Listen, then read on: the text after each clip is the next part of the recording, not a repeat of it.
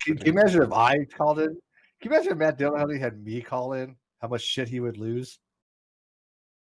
He would lose his fucking mind. But I would never do it. I have no desire to. Don't get me wrong. But you know as well as I do that Matt would fucking lose his shit if I tried to converse with him. Yeah, I know you guys don't get along, but I don't know.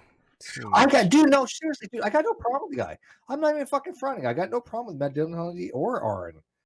But for fuck's sake, they just use so much rhetoric and they don't use any kind of actual logic. I don't know how anybody actually looks at them and goes, okay, we want them to be our spokesperson when they completely ignore actual logical proofs that are sound and valid. I'm like, that's just absurd. I mean, but yeah, no, I've never desired to call it. And I know objectively Dan wanted me to call in, and Bucky then has no problem me calling in, but I'm not going to bother with that, man. I got my own shit to deal with. They want to talk to me, they can talk to me on my own terms. Why the fuck would I want to call them? Just go on there and so it could be hung up and talked down to and talked over? Fuck that bullshit, man. I mean, my arguments have stood up for what, a year? How many years now? And nobody's defeated my WASP argument? Oh, I think I could defeat your WASP argument. Oh, let's do this. Yeah. Talk to me. Okay, you clearly read it. Actually. Well, I think your WASP argument is actually flawed. I think it's missing a premise. What's the premise? Well, render your WASP argument really quick, just so I know that we're on the same page. My WASP argument, broken down, is the weak atheist special pleading argument. That if you hold that atheism is in the weak condition of merely lacking of a belief on the proposition that God exists, that somebody could actually argue that theism is the weak position of arguing the proposition that God does, not accepting the proposition that God does not exist. And if you don't allow for the theist to do that, then you are guilty of what's called special pleading. Yeah, so I disagree with, well, I don't know what premise it is, but I disagree with the first part. And the premise that I think that you're missing is that some kind of entailment where atheist and theist are opposite, and you're missing that. Well, they're not. They're well, hang on. Okay, first of all, atheism and theism, as you well know, are contradictories, right? They're not opposites. They're contradictories, meaning that if one is true, the other must be false. They both cannot be true. They both cannot be false, meaning they're not contraries, where you cannot both be false. They must be contradictories. However, even putting that to the side, where you don't have that logical negation, where if one is true, the other is false, doesn't matter. If you accept, this is the if, then, else statement.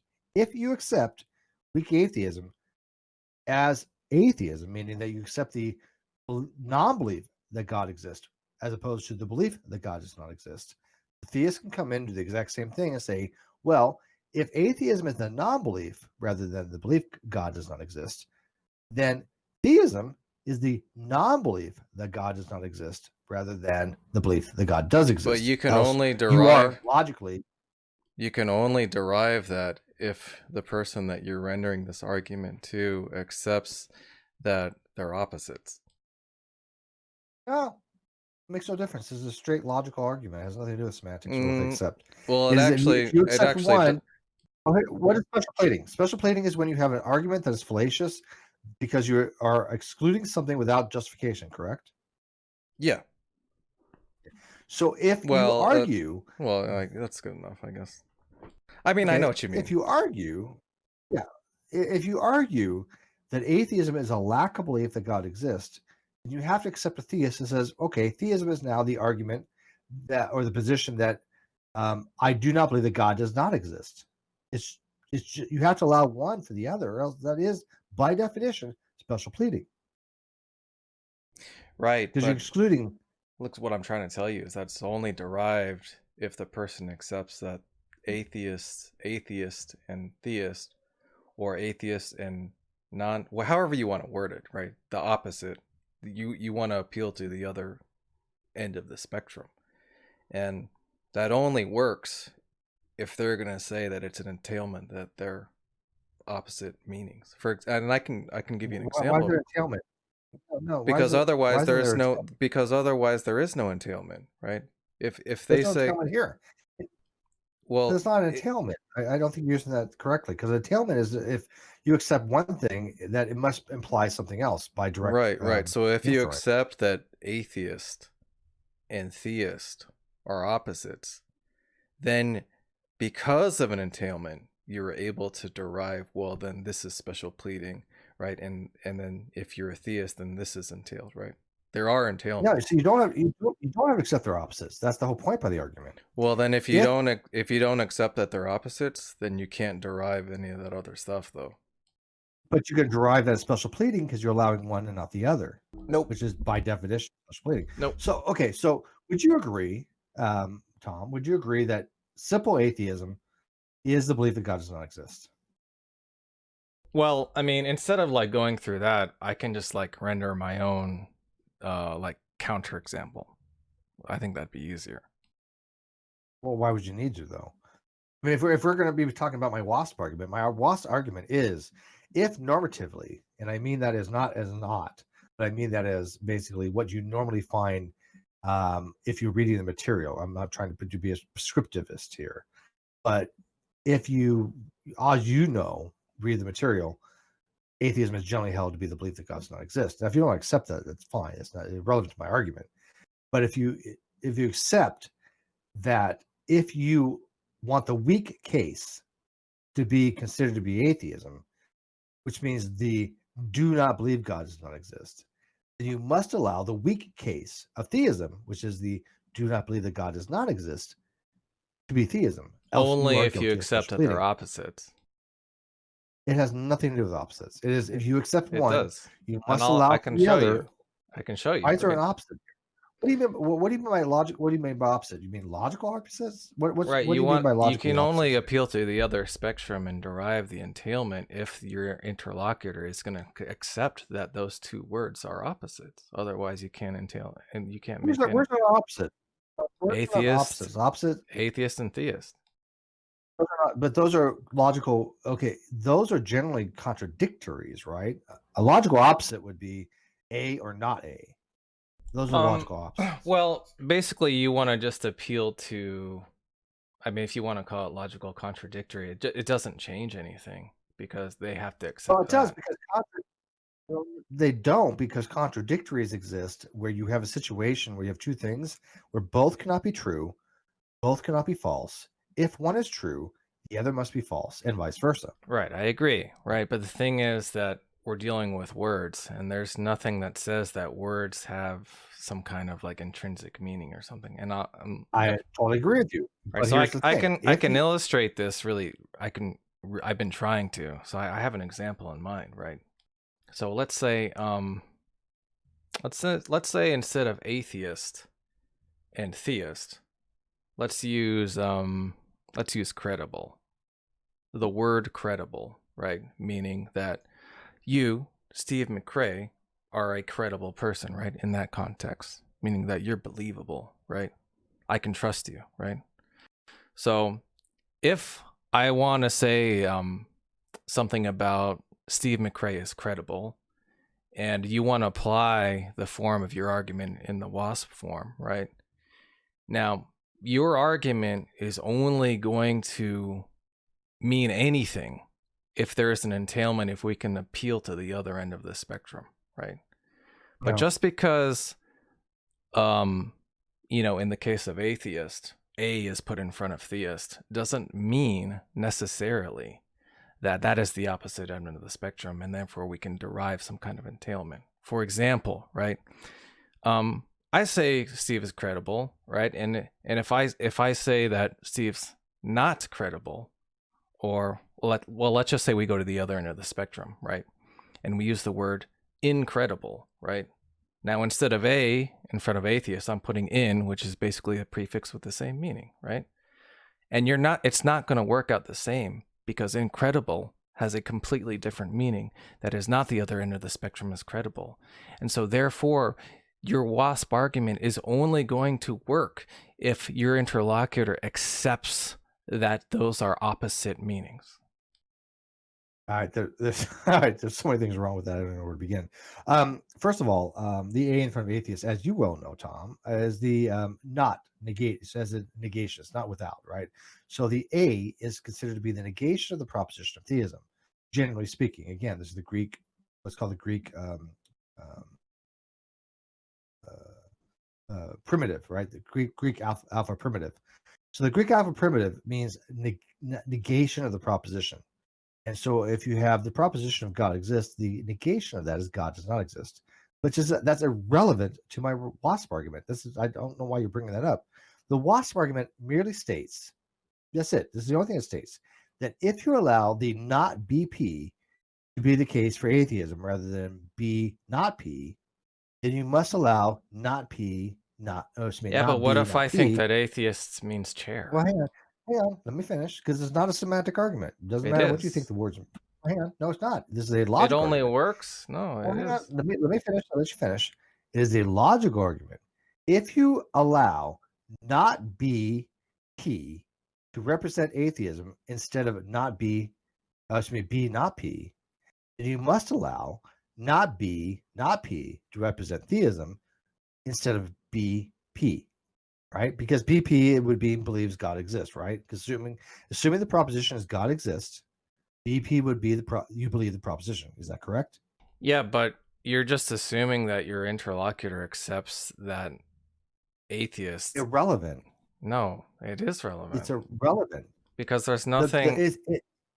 If then else. If the interlocutor because they accepts, don't have to accept that atheist is not P. No, that's the whole point of the argument, Tom.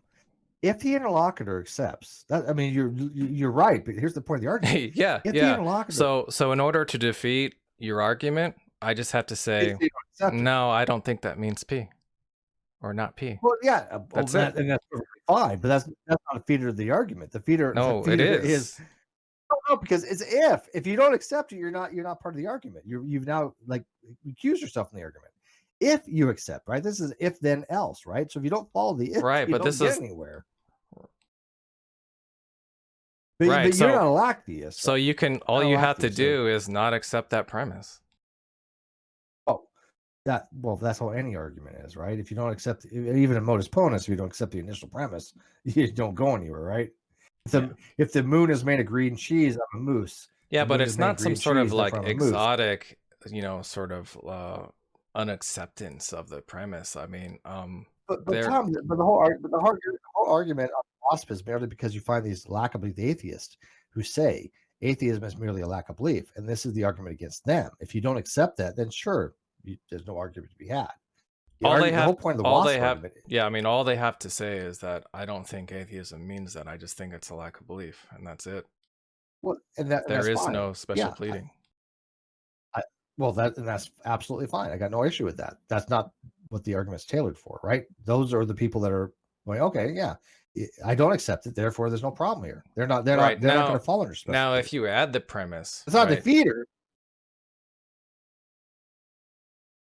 If you add, that's not a defeater of the argument, right? If you don't follow the conditional, that's not a defeater. Clearly, it's only if you follow the conditional. So if the conditional is such that you do think that merely having a lack of belief is atheism, then lack of belief God exists. Yeah, but P and not P is represented by atheist and theist, and they don't have to accept that.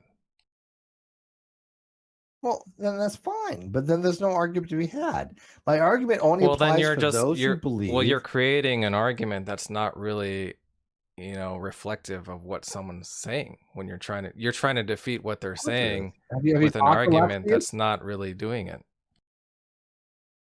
Of course it is. Have you talked to atheists? They actually say this. Well, atheism is the lack of belief. If that's the case, okay. But those people, that's what the argument applies to, right? The argument applies for those who say atheism is merely a lack of belief that God exists. Okay, fine. Now we can have the argument. If you accept that, then you must believe that theism can be construed as the lack of belief that God does not exist, or else you are guilty of special pleading. Yes, you can't have it. Yeah, absolutely. No. If then else. If you allow for one, you must allow for the other, or by Like definition, it just for a fallacious it all argument. hinges on them accepting this like very strict We already get that, relationship Tom. Yes, between theist if and they accept atheist. that. If they say atheist is Tom, chair, Tom, we already, then you're done. if they say atheism is merely a lack of belief that God exists, then my argument comes into play. That's it. Any other thing, it doesn't matter. But if an atheist says atheism is merely a lack of belief, the WASP argument hits them. No. And so far, it's been unassailed. Absolutely, it does. How can it be assailed at that point? Right. At that So point, what? the atheist is saying, Okay. Here, let me give you an example. So what if you say that theism means that one believes in God, right? It's not really important. They're like rigorous defining all right, of it. just And that's an fine. Pick a God. atheist, right? The opposite end of the spectrum, I define as chair. Now what? Well, now you have inconsistency in your logical system, right? Because the chair is not going to be any kind of logical negation of God existing, right? That's a semantic thing. You're just changing a word. You're saying, okay, the logical negation of theism, I'm going to call chair. Well, I don't know how you mean by that. But you're assuming that when I say atheism, mean the logical negation of theism, No, and I don't that's your care what you mean by problem. atheism. No. The WASP argument is very clear. That's why it hasn't been defeated. The WASP argument is very clear. If, remember, that's a conditional. If is a conditional statement. If then else. If you accept that atheism in the weak case, you must allow for theism to be accepted in the weak case outside of special pleading. That's very simple. You can't get around that, Tom. Nobody ever No, has.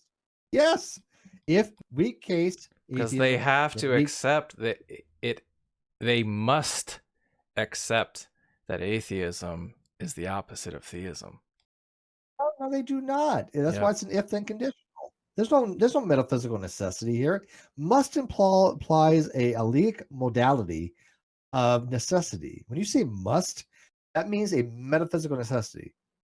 That means it cannot be any other way. Well, Right? what you're doing is like your argument, if it just stays in the P and not P, right? That all is fine. There's no problem there. But the problem is that you want to use that framework and you're injecting these words that atheism to some people does not mean not P. It means lack of belief. Therefore, your argument fails. No, Tom, you know you're full of bullshit right now. I know you are. I know you're playing a contrarian because I know you know better than this. Nope. Because the logic is very simple. If I don't disagree with the P, logic, but when you're plugging in the variables, you don't. you're It's just the failing. logic. So the logic is valid. You agree? My WASP argument. Yeah, like P and not P. But if you're saying that the no, that's not the logic. No, Tom. no, If the no, logic is not, no, hang on, let me finish. If the not BP in the weak case is atheism, not BP, then for theism, you must allow not B, not P to be the case. Because in both conditions, normally, if you go by strong case, then the weak case condition, if both of them are accepted, then if you accept one, you have to accept the other as special pleading. There's no way around that. I mean, you can't just hand wave that away. no, you can not BP. If you don't accept that, right? If you don't accept, Oh, then shit. If you don't accept it, then the argument doesn't attach. No, but the argument. The whole point is that Tom. the logical form is supposed to be like reflective of what your interlocutor actually thinks. No, not a reflective case, actually. Tom, it only attaches to the interlocutor that says atheism is a lack of belief that God exists. It does not attach in any other circumstance. At that point, when the atheist says atheism is merely the lack of belief, then the theist can jump in and say theism is merely the lack of belief. The same thing. One is the lack of belief that God exists. No. The other one is lack of belief that God is not. Yes. Nope. That's the whole point of the argument, Tom. I'm telling you. Well, you're simply just wrong on that, and I think you might know that. But That's why that WASP argument has been talked about for years, and no atheist has ever assailed it. Nobody has. Because it's Well, I if mean, then else. they just haven't pointed it out. Oh, is that the case? Yeah. I mean, I've been doing this for years. I mean, I know my own argument. It's been unassailed for what, almost well over a year now. It's probably been 2 years, but I modified it. But it has not been assailed by anybody. I mean, like, look, if I ask you what my argument against it was, you're not going to be able to render it like on the spot. I mean, if you give me a minute or two, I could. I've had my argument out there for well over a year now. Yeah, and it's missing a premise. There's no missing premise there, man. It's pretty straightforward. It is a straight if then else argument. And did you read my Gumballs and God? No. Okay, read that one because that's actually been reviewed by Landon and Dr. Rana and a few Well, other look, people. like I told you that I don't disagree with the pure logic, but it's the problem comes when you start injecting variables which are not the equivalent of the logic. Well, I don't know what the hell you mean by that because you only have two things. You have actually you have three things depending on any argument, right? You got the validity, you got the soundness, and you have the convincing factor, right? The what factor? The convincing. If an argument's convincing or not, a logical argument can actually be valid and sound. It's not convince somebody, correct? Of course. Right. Okay. So, but why would we care about that? Well, generally, I don't actually, but my arguments are logically valid. They follow from deductive reasoning. The premises are true, which means that they are sound. So they have both the consistencies of logically valid and sound, which, by the way, soundness entails validity, does it not? And no atheist has ever assailed that. Nobody. Because they're not really complicated arguments.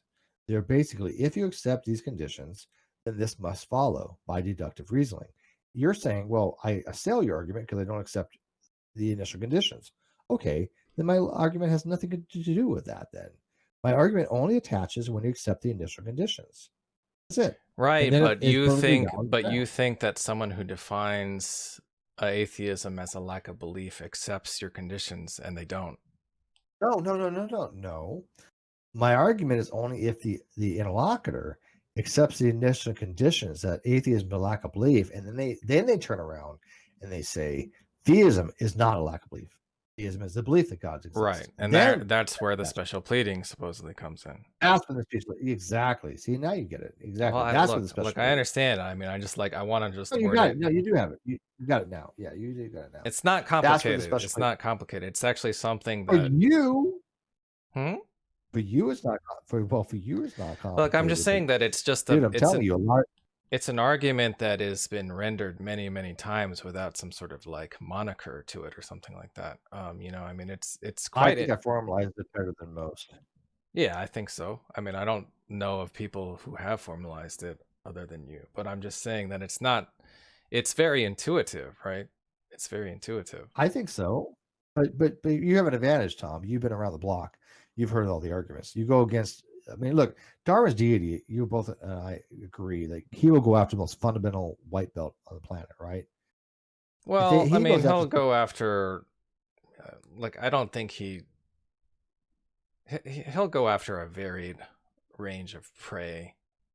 He loves white belts. Come on, he loves easy. He does. He is a fruit of the ground presuppositionalist.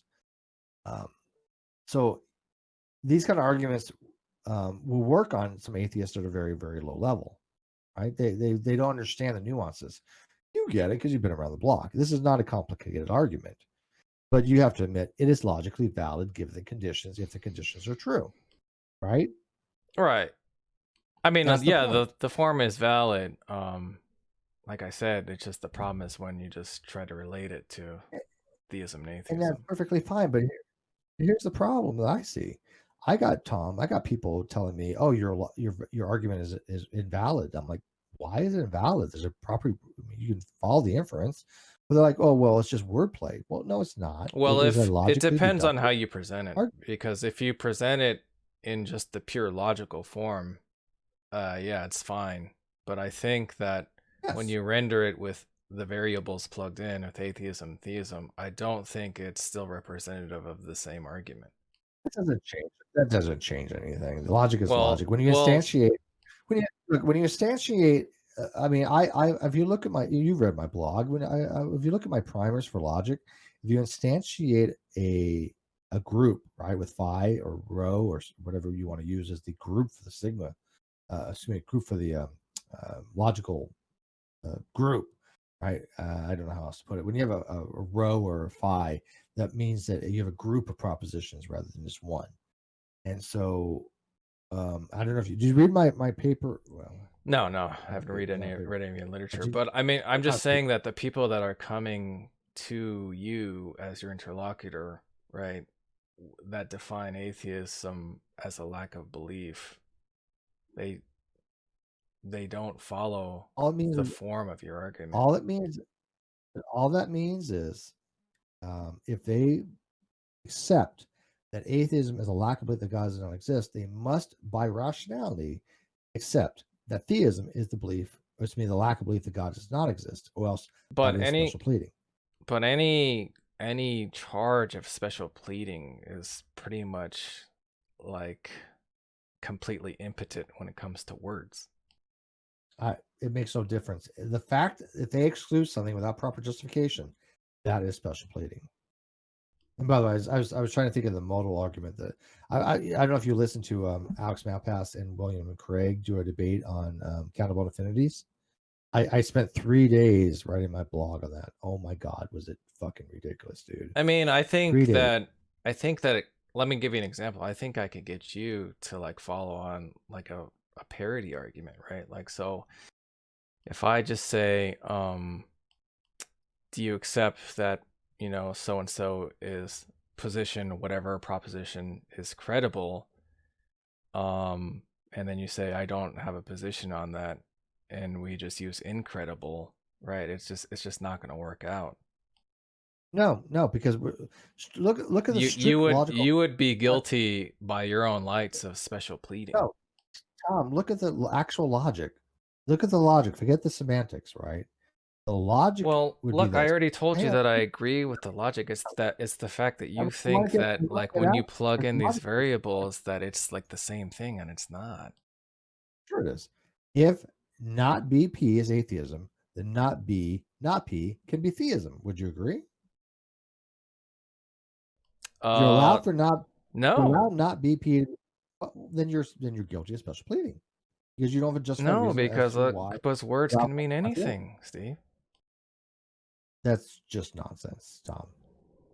If you allow for one, you have must allow for the other one. No, If you don't have a that's why I think justification, something is credible, and I don't think the opposite is incredible. I think it means something fantastic. And if you don't, again, and if this you is not agree a with semantic that, then argument. you're special pleading.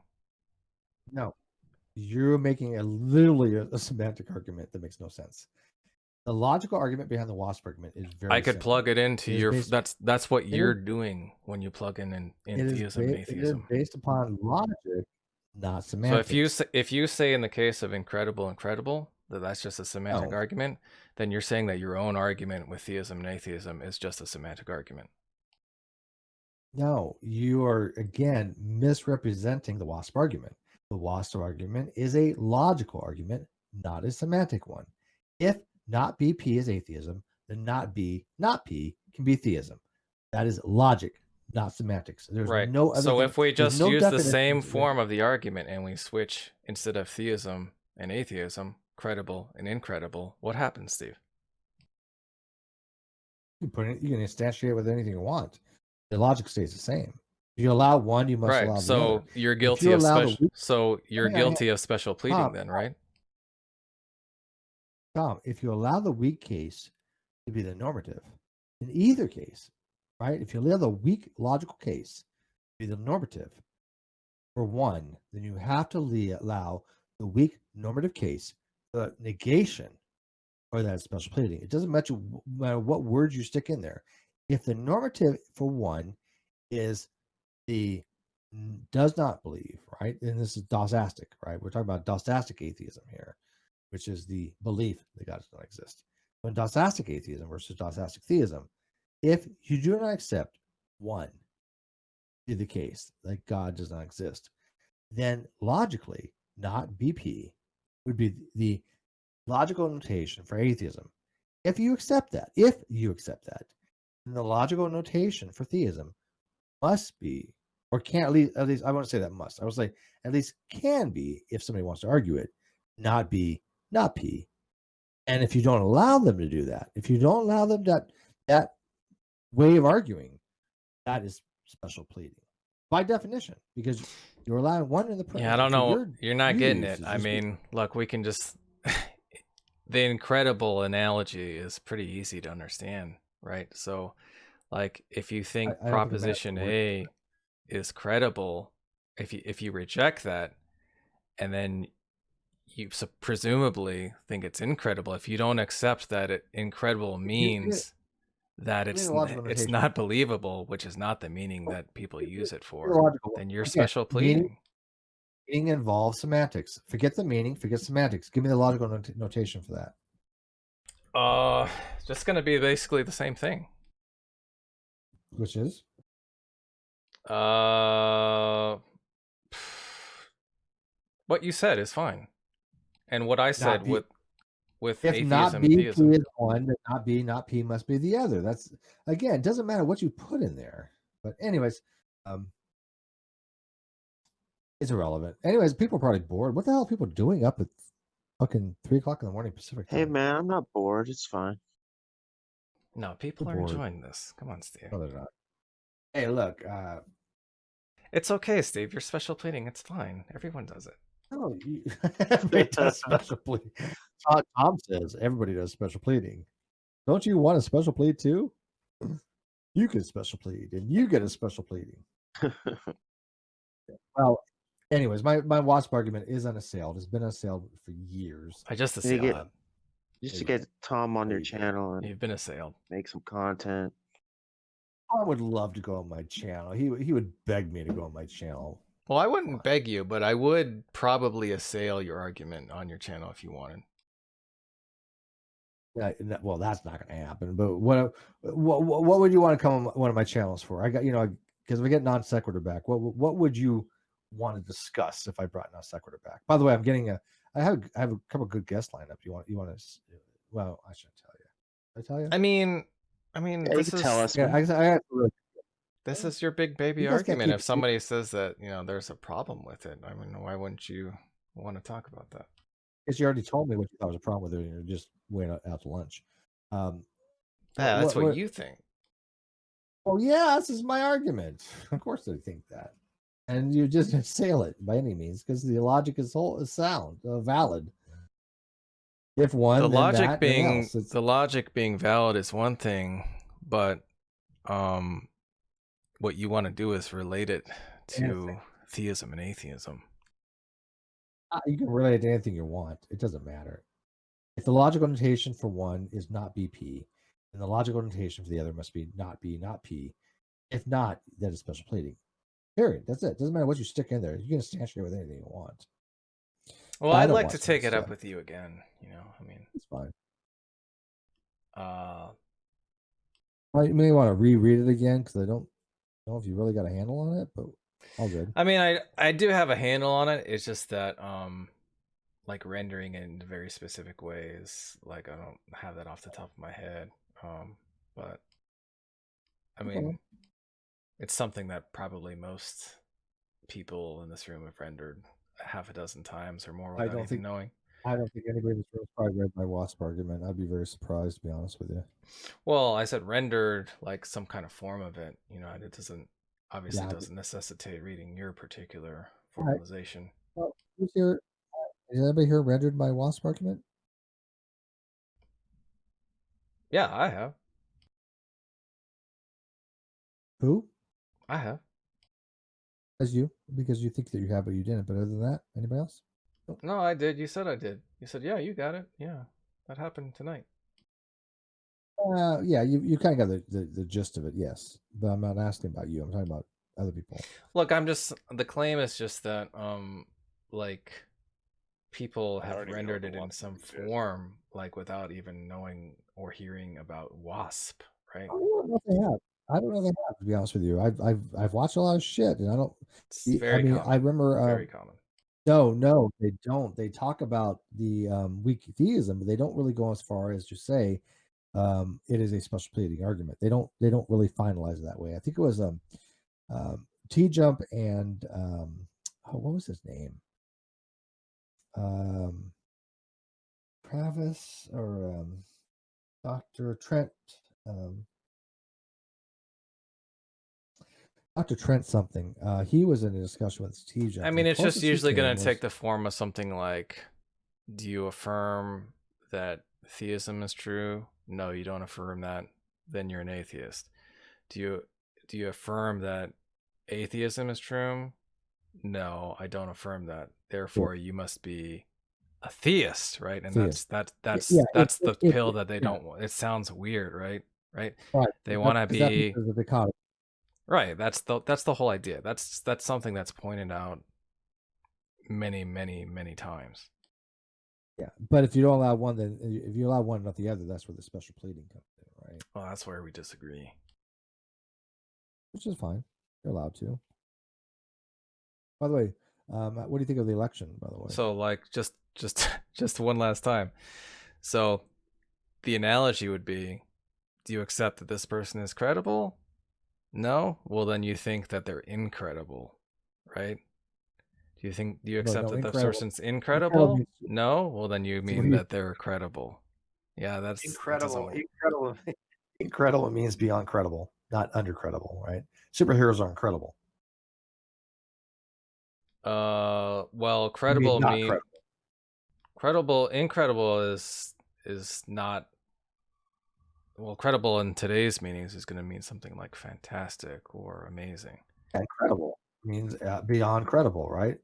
And so it's like, when you say something is incredible, you're saying there's a disbelief factor there. It's like, oh my God, Superman is incredible because I do not believe that he has the power. I mean, it's disbelief that he's the power to fly, even though that I do know that he can fly. Yeah, but right? Credible. I mean, the opposite is extraordinary. It's not credible. No. Incredible means extraordinary, that you have a hard time believing something because it's so incredulous. It's so difficult to believe. Like if you saw somebody right now fly in the sky, man. Yeah, but it would be incredible. That's figuratively, right? You do believe it. It's just awe-inspiring. Now, the word credible actually means that it's believable or trustworthy.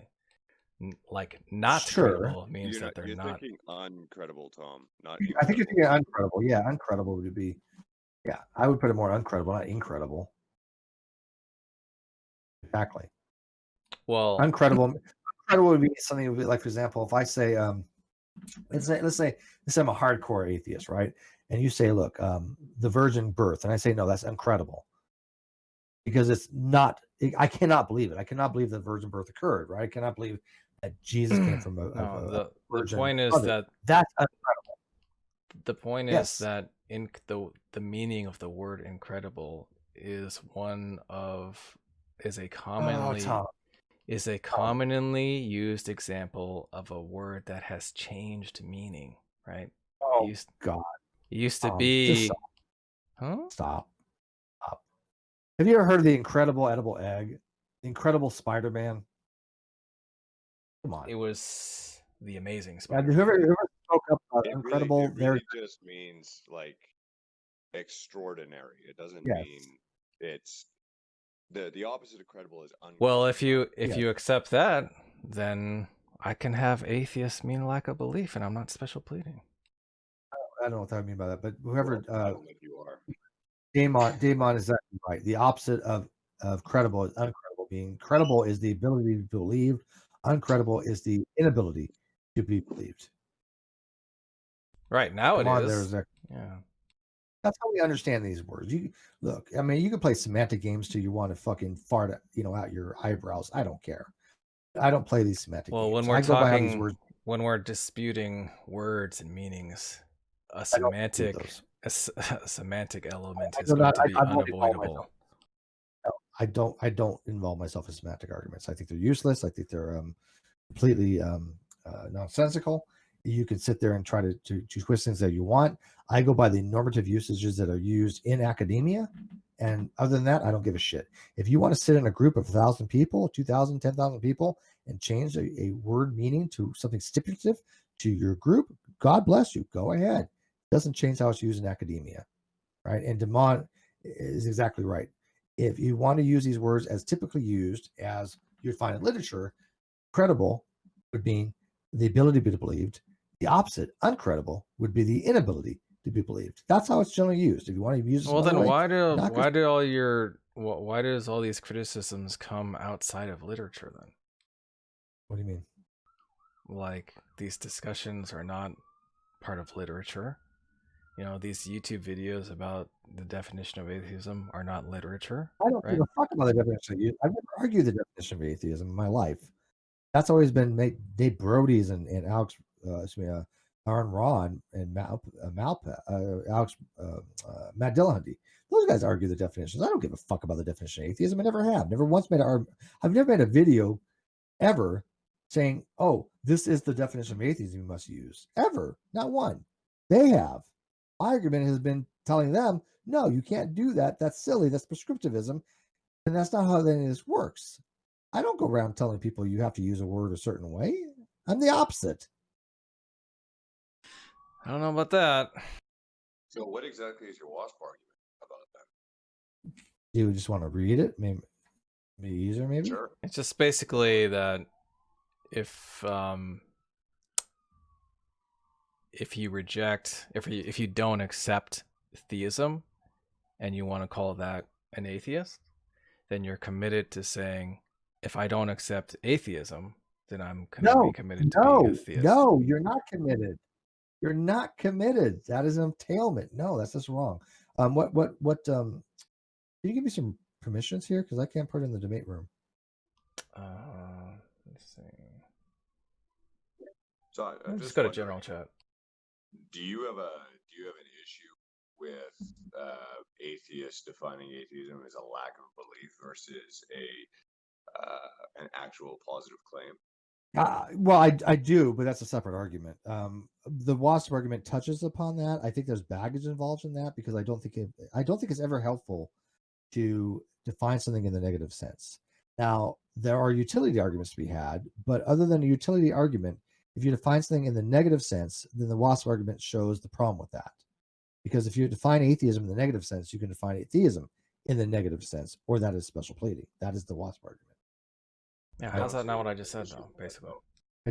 Well, it's basically, sure, we'll go with that. If an atheist says, I'm going to take the weak condition to be atheism, then a theist can take the weak theism condition to be theism. Simple as that. So what? That's it. That's the argument. If the atheist doesn't allow that, that's special pleading. They can't say a theist can't do that. That's all. If they allow the theist to do it, there's no argument. Luca, Am I crazy here? Luca, are you able to mic up? Because I think Luca is tracking exactly what I was saying. If the atheist doesn't allow the theist to do it, that's special pleading. If they do, there's not special pleading. I don't think it's special pleading, though, because a word can mean anything. No, of course it is. Not BP has to logically be the same as not B, not P. Period. I don't. Yeah, but then what you do is you pull a bait and switch, and you attempt to do an internal critique on their definitions. But instead of putting in BP, like you might say not BP, but the second one is BQ. Oh, dude, I don't think you're following the logic here. This is like I don't think simple. you are. Well, I tell you what, I've never met anybody that knows logic that has found a problem with this. So you haven't read the argument. There's nothing wrong with the pure logical form, right? There's nothing wrong with it. But when you're inputting in place of the variables atheism and theism, it's a bait and switch because I'm presuming that this is an internal usage. You're testing the consistency internally, right? No, dude, it's not. I think you're just way missing the mark. Look, it's a simple question, Steve. I mean, if it's not an internal consistency critique, then you're not doing anything here. No one cares. I'm typing it out for you, so it's making read it easier. If it is the case that you're doing an internal consistency, there you go. If not BP is atheism, not B is theism. That's it. Logic has nothing fucking to do with any kind of internal critique. Yeah, but It's no, it is an weird. internal That doesn't critique. follow. it sure follows. Of course, it follows. Well, so I You want take to do it to be the the Venn case that in that formulation, hold on, I take it to be the case in that formulation that atheism and theism there refer to like the word, not the actual belief. No, So there's no laws over what like words or wiggly air or syntax we necessarily must assign to like doxastic attitudes. So it's not the case that if what is it? If not BP is atheism, then not B there and not P is theism. Just because Correct. I mean there's no rule of entailment there at all. Hang on. Do you see a problem with this Venn diagram? Look, can you address what I just said? No, I'm not. No, I'm not. Because you just. It's just not the case that there's just no rule of entailment there. I'm not claiming there's a rule of entailment. Look at the general change. Oh, I thought you course were you're- saying of that course this you're was. claiming I there's thought you no were rule of saying that there was. entailment I thought you were saying this is a sound logical argument. Hold on, what's the then? If you accept one, then if you don't accept the other, the special pleading. No, but it's not. I'll give you a case. look at I'll the give Venn- you look I'll at the give Venn you a clear I'll give Hang you a on, clear no. case where it's not special pleading. So That's fine. Look at the presume Venn it's the diagram. case that you have. Presume it's the case that your criterion for what words should mean or something like that in a conversation is just popular use, and suppose the popular use for atheism is lack of belief, and the popular use for theism is positive assertion, it's a belief or something like that. Well, then it's just the case, and it follows that if I have the commitment that words should be used in their popular sense, and the popular senses are such, then it's not special pleading for me to define the words that way. That's inconsistent. But go ahead. Look at this diagram. Hold on. Wait a minute. No. That's not inconsistent. Okay, whatever. Tell me the problem with this. There's Venn no diagram. inconsistency there. You're gonna have to demonstrate it.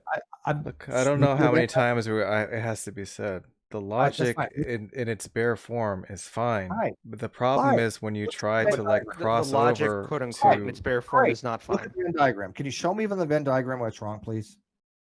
Hold on. So I'm not gonna look at like some weird diagram. The whole point is just that in the form you gave me, it doesn't follow. That's fine. Right. Look at the Venn diagram. If you're not willing to actually discuss what I'm arguing and you want to do a straw man, it's a I waste of am my willing to actually discuss Well, what look you're. at the Venn diagram. Hold on. I will wait. Stop. No, not So Luca. Not regards to What- atheist. I'm saying if you like switched out atheism with another variable, like Q or but something like that. you don't have to do that You because got the that. logic doesn't even work.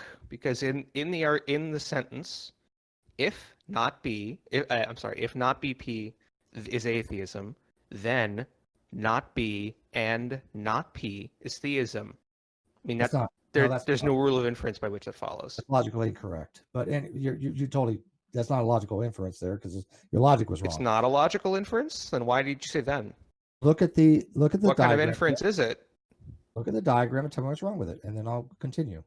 The very my first lord. thing that I told Steve Luca was that I thought that there was a premise missing from his argument, and that's that atheism and theism are opposite. Well- That's the only way he can derive these sorts of entailments. Contradictories, not opposites. Contradictories. Remember, if both Well, one is true, the other is false. Both can't be true, and both can't be false. Those are contradictories, not contraries, not opposites. seemingly right? the issue that's being had here is just that there's an equivocation between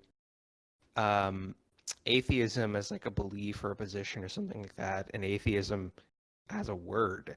All right. Now, So- any so word can mean anything, right? All I want to know is this: is that diagram right or wrong? That's all I want to know. That's simple. A word can mean anything, right? Say- Right. Satan, is that your name, Satan?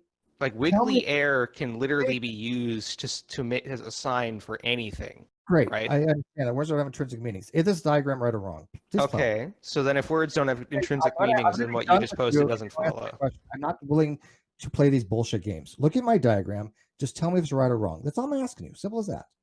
Like I'm not familiar enough with like weird like.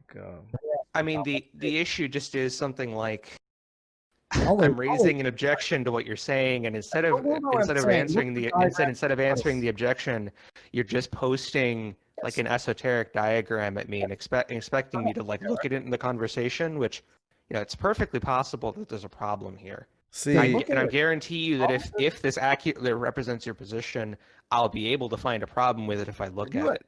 But the idea is that it's just straightforwardly dishonest in the context of a conversation to when met with an objection to deflect to like a to deflect.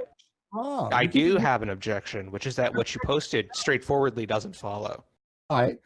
Then we'll look at it. We'll find out where the disconnect was. Look at my I told you what the disconnect was. Great. It's Look that at my diagram it's here. that hold on. It's that you used a sentence form that's indicative of an entailment. You don't want straightforwardly no entailment. I'll give you a good example of why there's no entailment because I already gave you it, right? But I'll give it to you again because it doesn't seem like you were listening. But there's not an entailment. The case is just that. Hold on. The case is just that. Suppose there's a person who has the commitment. Suppose there's a person who has a commitment to the definition of words in accordance with their common usage, and suppose the common usage of atheism is the lack of belief in God, and the common usage of theism is the belief in God. Where is the inconsistency in holding that position? Is the diagram correct? Yes or no? Okay, so you're just retarded and you can't answer a question. I understand. Because you didn't understand my argument, and I kept telling you. Look, buddy, you can't answer a question straightforwardly. It's like I'm asking you a very simple question. Where is the inconsistency in someone who holds who has the value? Here's my argument that our words should track common usage, and that common usage is of that form. Okay, how about we do this? And that's what that person forwards, right? How about we do this? They just say something like, our language should track common form. The common form is such, therefore, Steve, can you just by this norm? Let's just take turns. Let's take turns, man.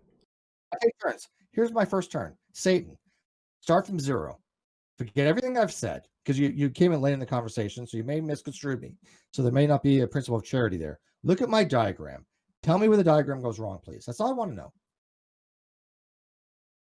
Like, do you expect to just like drop these like custom crafted Venn diagrams like with like a bunch of like just formal logic and like us be able to just glance at it and tell you that everything checks out? Is that what you're expecting?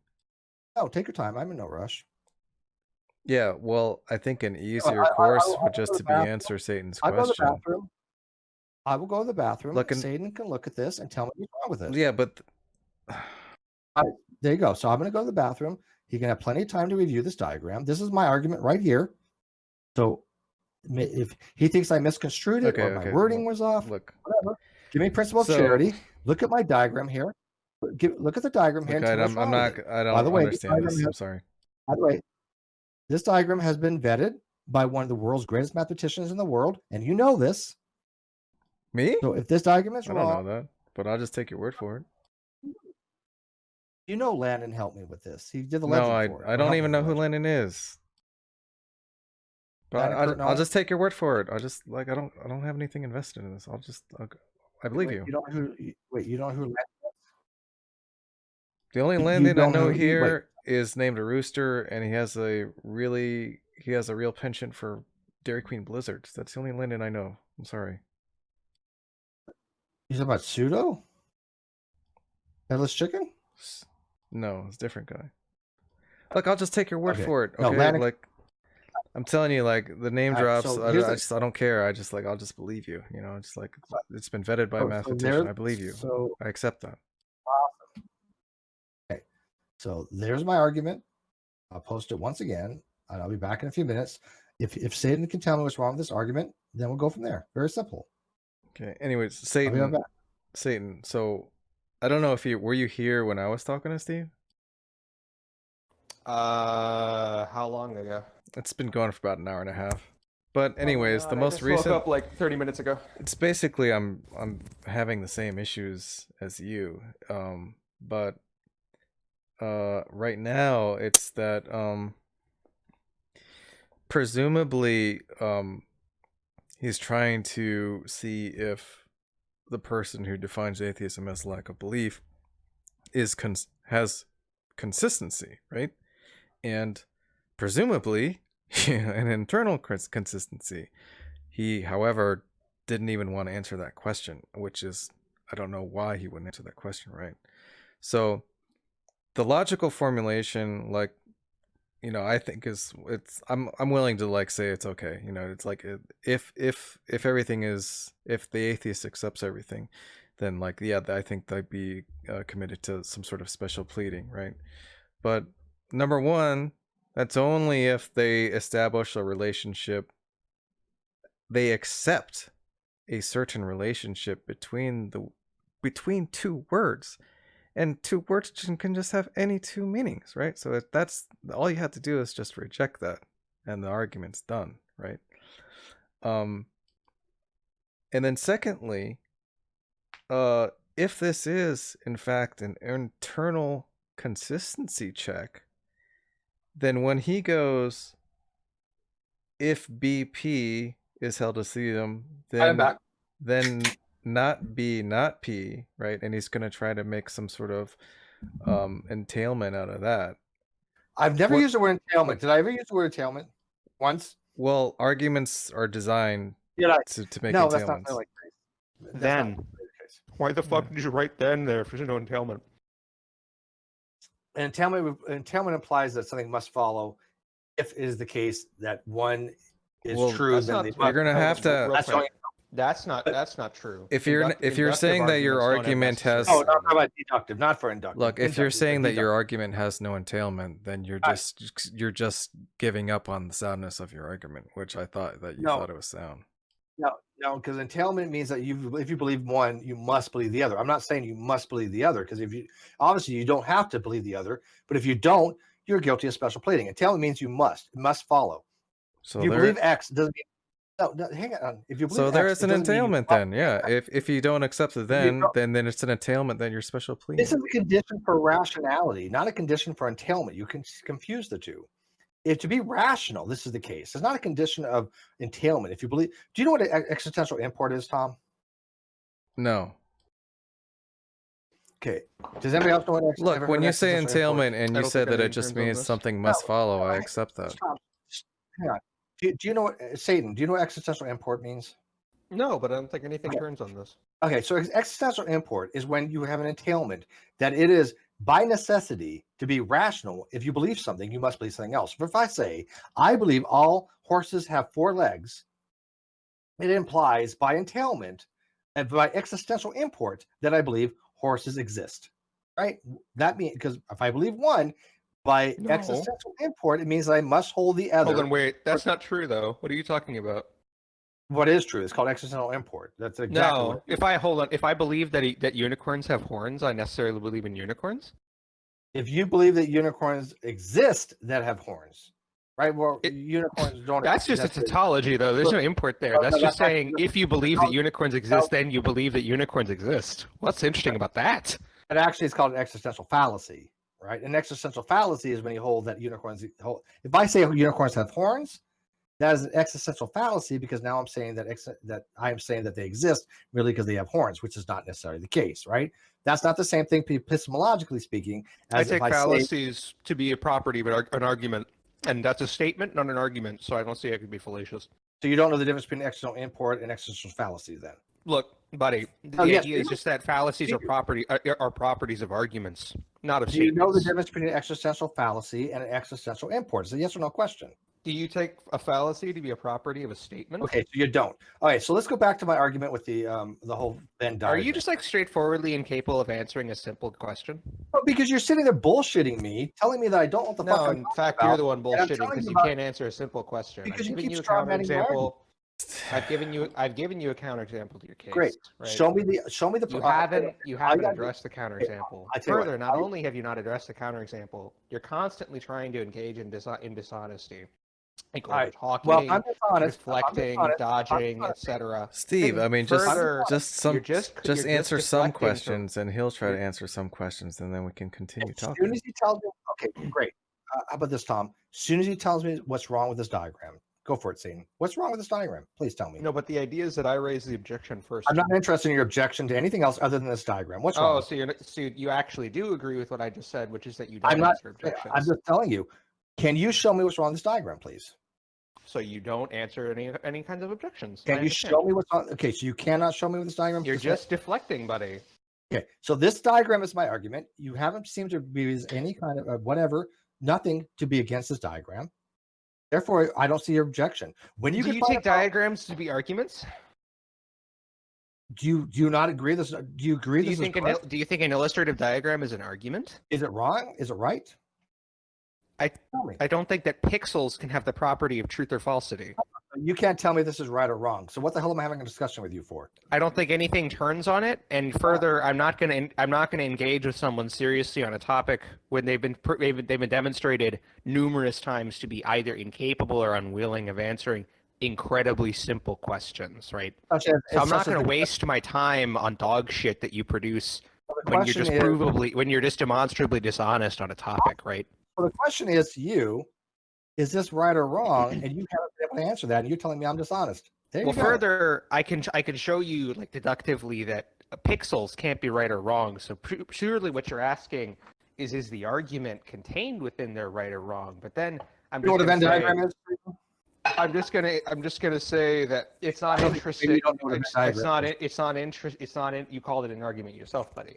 It's not interesting. It's not interesting for you to forward something at me and expect me to give some kind of analysis of it when something incredibly simple has been given to you and you're refusing to acknowledge it. So simply examine the case that I've given you, or it's the case that all you're doing is being dishonest. Let's assume that I am. Is my diagram incorrect? Is that Venn diagram incorrect? Okay, you are dishonest. I get it. I said assume. You're dishonest. I don't give a shit whether or not your diagram is correct. So you cannot show the diagram is wrong. There you go. Hey, there, Tom. That doesn't follow. Hold on, false. That doesn't follow, retard. Hold on. Do you think it follows from my lack of care that I can't? I don't know. Can you? You said it follows, buddy. How does it follow? Can you show this is right or wrong? You tell me. I'm asking you a straightforward question. I haven't even fucking looked at it. How would I know? Okay, then Why are you asking me a question I by my own lights could never even answer? I'm dishonest. You haven't even looked at the Venn diagram. So who's the dishonest person here that wasn't even willing to look at the evidence? Buddy, the whole idea is just that I've raised a simple objection to you, and you refuse to answer the simple objection. That's sufficient for you to be dishonest by my lights. What's funny is I notice a lot of things that are very commonplace. When people go and actually look at logic, they usually go through this weird rhetoric. They can't even answer a simple question: is the diagram correct or not? It's a simple. Buddy, do you even know what entailment is? Hold on a second, Steve.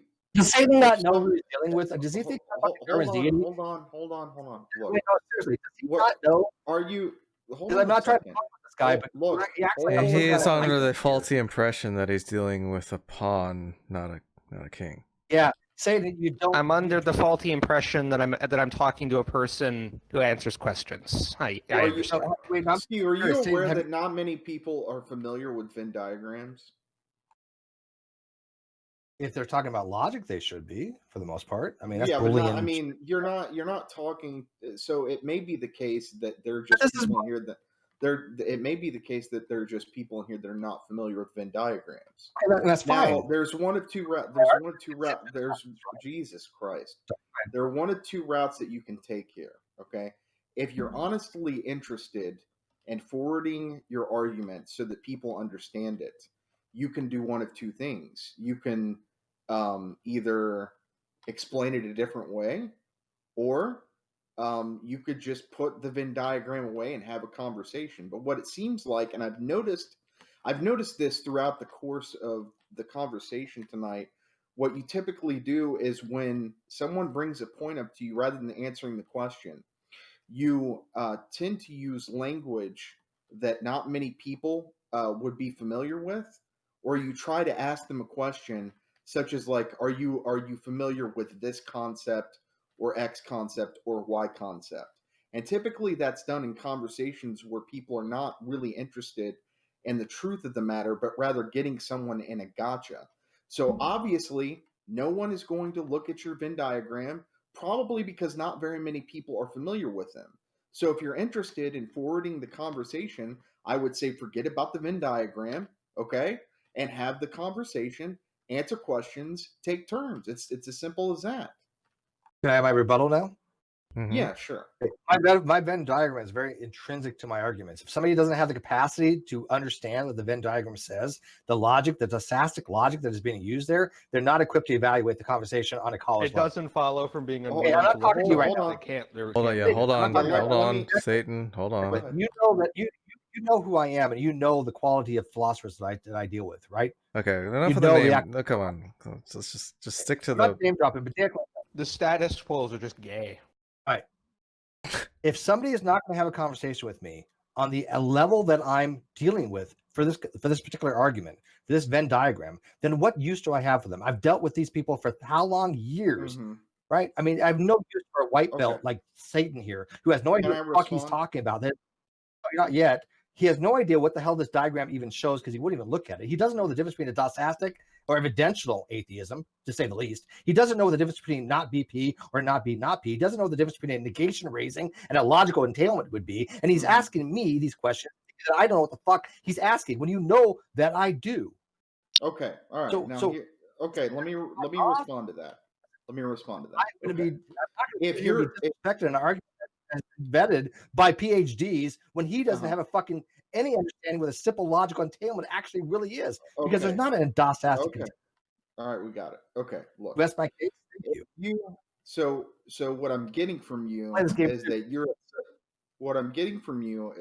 such a level that you're not willing to have conversations with people that are just not on your level and that are not able to to provide and that are not able to.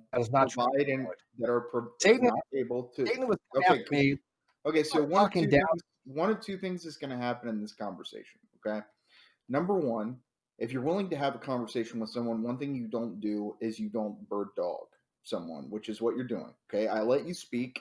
I didn't interrupt you. I would appreciate it if you did the same thing.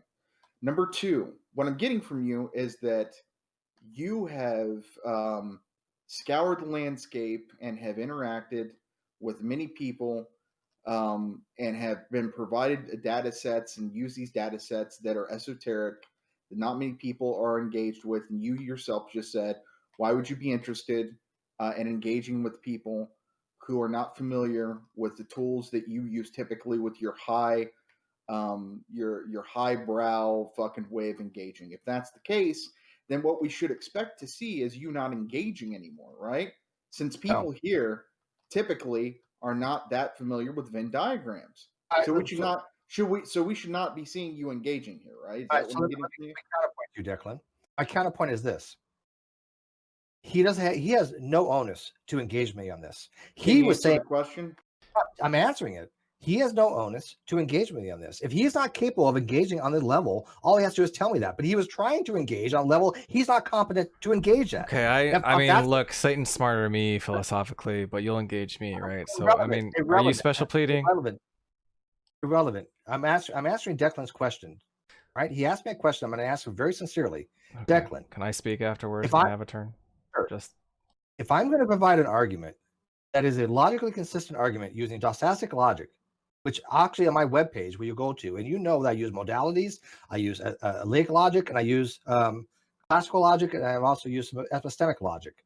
If a person will tell me that my logic is flawed, like he was doing, but doesn't have the basic capacity to understand the didactic logic involved, why would I want to sit there and deal with him when I've done this for how many fucking years? I have 1,000 videos out there. I have millions of views. I have thousands of followers.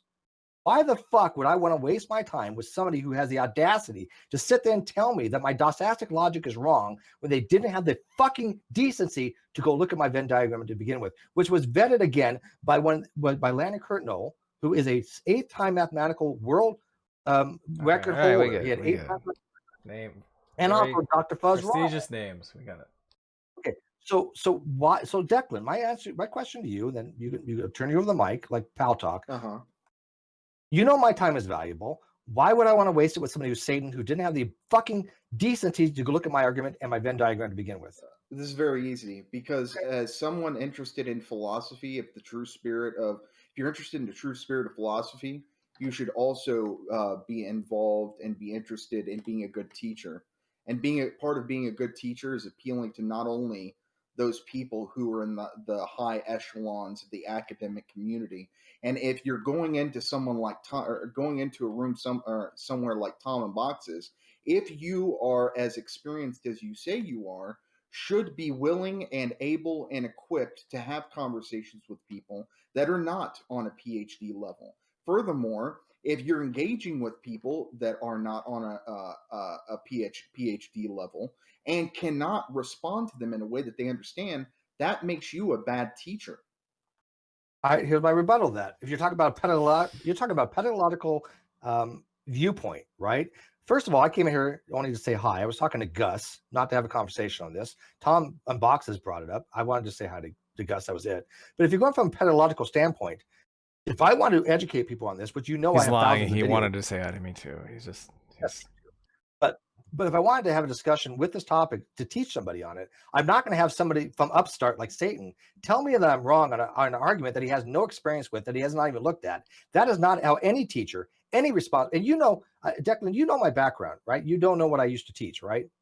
What I used to train people on. I don't know if you know that. No. Okay, I used to train people to operate nuclear power plants, like literally 150 megawatt reactor core systems. Okay. If some fucking person after 5 years of my fucking training came up to me and told me something about the reactor plant that I knew was bullshit, right? And told me that oh, you're just wrong, I would ask them for something evidence. And when I show them a fucking diagram of the propulsion plant, right? And I say, okay, here's the lineup. What do you do at 440 degrees temperature at 1650 psi? Right, what still lineup waiting should you in have line. for this valve condition? Right? I'm sorry, Tom. Go ahead. Okay. All right. And So may I have some upstart, Steve? Can I just? Let me just finish my point, Okay, Tom. go ahead. If some upstart tells me, "Oh, well, I'm not even going to look at your diagram, your plant lineup to tell me how you operate the reactor plant," what the fuck am I supposed to think? Satan has no idea the fuck what he's talking about, and he's coming at me from the initial, and not even again looking at the fucking Venn diagram. I don't have any onus to fucking teach anybody anything. But if some upstart comes after me, right, that says, "Oh, I'm wrong," yeah, Declan, you bet your ass I'm going to fucking be a little defensive, because why would I waste my time with somebody like that as opposed to somebody who wants to learn about the actual topic? I'll Why would respond after Tom. I'll Okay, respond right. to Tom. Is Go Luca ahead. there? Yeah, what up? All right, Luca and Declan, I'm talking to you, right? Steve, probably will passively listen. But here is what I think the problem is with how this argument is being formulated. Okay, I'm gonna try my best to explain it. So, Luca and Declan, please try to pay attention. So, Steve's argument is meant, the conclusion of the argument, if all the premises are accepted, concludes with special pleading, right? Now, Right. special pleading is going to be an internal critique, right? Right. Gotcha. We're all on the same page. So now if we look at the formalization, unlike Luca, I'll just accept it, even for argument's sake. That's fine. It says, if not B, P is atheism, then not B, not P is theism. Okay. So no, wait, no, if you're gonna do my argument, run it right. I just read it right from where you typed it. But make sure you understand the argument as not specifically as you're inferring it. I want the argument to be read correctly. If you accept one, if you don't accept the other, right? I'm not implying any entailment here. This is where I think Satan went wrong. There's not an entailment there. It doesn't mean if you accept one, you must accept the other, right? As a necessity. Remember the modal scope fallacy? I wrote a blog on it. There's no logical metaphysical necessity for a modal scope to be had here, right? That's where I want the distinction to be made. And I think a lot of people can confuse on the necessity when you're dealing with alleic modalities. I don't want to bring in alleic modalities here. There's no metaphysical necessity for entailment to involve one from the other. I'm only saying that in a limited scope, right, not a global scope, that if you accept one and do not accept the other, then it is a special case. Well, I don't think any of that matters. That's what I was about to say. But I want to get that out there because I don't know if you read my blog on modal. Look, the key points is that he renders it logically as something like not BP and some sort of relation he's deriving to not B, not P, right? Now, that is here's the problem, is where he tries to go from this illogical and he tries to relate it to atheism and theism, because the person that he's internally critiquing, atheism and theism don't have the same relationship that Steve uses. So when he's talking about not B or P, not BP, and then not B, not P, he's actually saying not BP, not B, not Q or something, right? Well, no, So not Q in would be order for it to be an internal critique and to derive any allegation of special pleading, he must accept Right. their That's variables. exactly right. Hey, Yeah. who's Ray Panda? Tom? That was a valuable interruption. Well, no, he said Landon made that Venn diagram. I want proof of that, please. He's just memeing. Don't worry about it. Okay. Luca, did you understand what I said? No, Landon did not make that Venn diagram. I made that Venn diagram. Yeah, I think I understand. I think I understand what you're saying. Is Right. that, So he's actually presumably the special pleading allegation is made towards someone who has an inconsistent set of beliefs or something like that. Yes. Right, but you're However, actually the doing case is that you're doing an external doing critique. external. Yeah, but you're claiming that it's an internal critique. That's If the you problem. stay internal, if you stay internal, if you do an internal critique, you don't need to bring it to the external. If you do an internal critique, if somebody allows for the logical condition of not BP to be the case for atheism, if they do not allow not B, not P to be the case for theism, which is the logical contradiction, right? Was called a well, it's not technically it's actually what's called a contrary. It should be a contradictory, right? You know the difference between a contradictory and a contrary? Okay. A contrary would be something that along the lines of if both conditions are the case where both cannot be true, one has to be true, the other has to be false, but they both can be false, right? For example, if I say Christianity and Judaism are contraries, if one is true, the other is false, they both cannot be true, but they both can be false. Those are called contraries. A contradictory, right? Something along the lines of contradictories would be the case where both cannot be true, both cannot be false. One is true, the other is false. Theism and atheism are called contradictories. If the case, if God exists, Yeah, but that's not an internal critique. No, that's just not the view. That's just not the view of someone who would say that. That's the view of philosophy. That's standard view. That's the most common. There's no such thing as the view of philosophy. There are views of philosophers. You don't want to read Cambridge? So, like for instance, if you were to talk to Graham Oppy and ask him and ask him what atheism is, he's gonna give you some kind of definition that's disbelief, right? As in disbelief meaning the rejection of the proposition. The negation of the proposition. Yes, I know Graham. It's like, hold on. The whole idea is just that, yeah, I agree in academic philosophy, this is what you're going to get as like the definition of atheism. But I think I can actually provide you a criterion for the use of language that's going to give you, in philosophical contexts, you should use atheism as the acceptance of the proposition God does not exist, and in the lay context, you shouldn't. And you haven't addressed that objection, right? So I'm going to give it one more time. I'm going to give it one more time. Has no relevance. So here's the position that you should critique. Here's the view that you're trying to run a critique on. Really? Okay. Let's say I'm in the hypothetical, of course. So let's say I'm a person who holds this as like my criterion for what assigns what wiggly error or what sign to a belief or to a concept. It's just that whatever it is that the majority of the current community of speakers uses to mean by a word, that's what it means. And suppose the majority of the community of speakers holds that atheism means the lack of belief in God, and the majority of the community of speakers also holds that theism means it's like the positive belief. It's not the like some sort of lack of belief or something like that. What's the problem? The problem is, again, with the WASP argument, which I've repeated a million times. No, but No, that's the not WASP an internal argument isn't going to critique of my flesh out description. this disagreement. This is just an absolutely is. empirical Look, claim now, so but first it's of all- not going to first be of all, let me- settled by let an me- argument.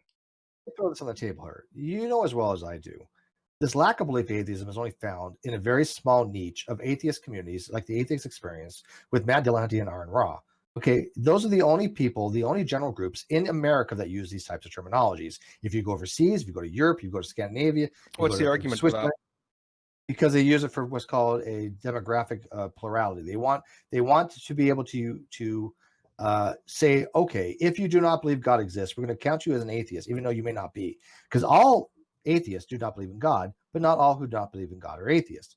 And so they want to use Anthony Flu's argument from his 1972 paper, The Presumption of Atheism, which he acknowledges the common usage of atheism is the belief that God does not exist, as confirmed by Stanford, Dr. Draper's paper in 2017, and also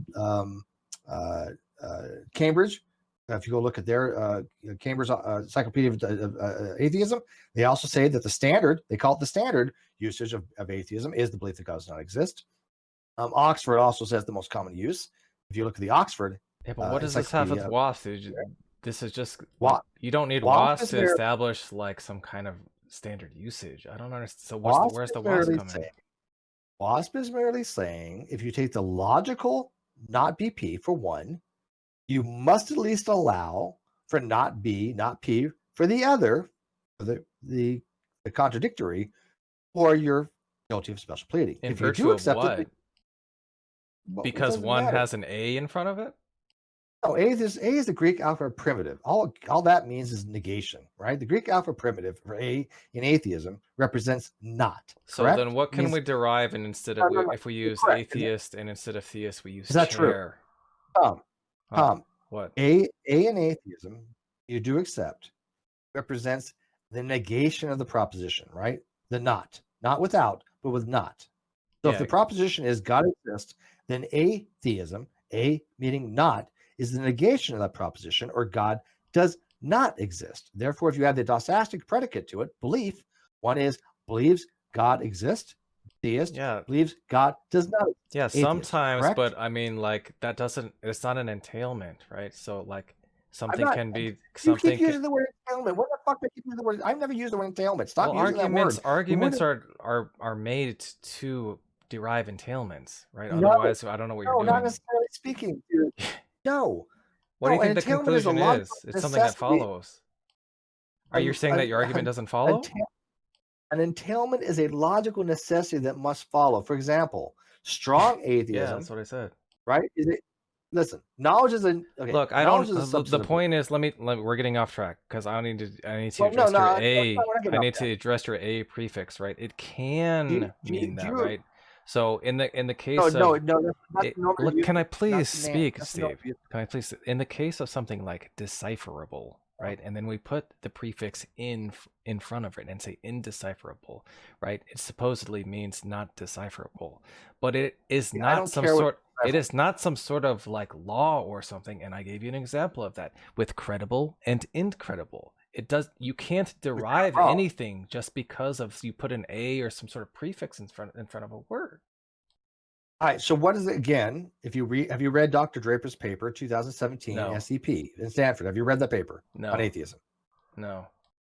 Okay. In his paper, he's very clear that the atheism should be what he calls ought to be used as in the negation of the proposition of not. I'm not going to go so far to say it's prescriptive, but if you ever want to go to read a paper on atheism, that's how it's used. Okay.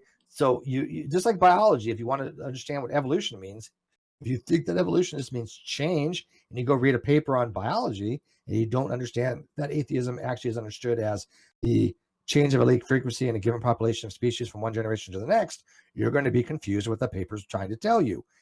In Draper's paper, 2017, he makes it very clear the A is to be thought of as not. So if you go read a paper on atheism, that's why you understand the paper correctly as the intent of the writer. Does that make sense?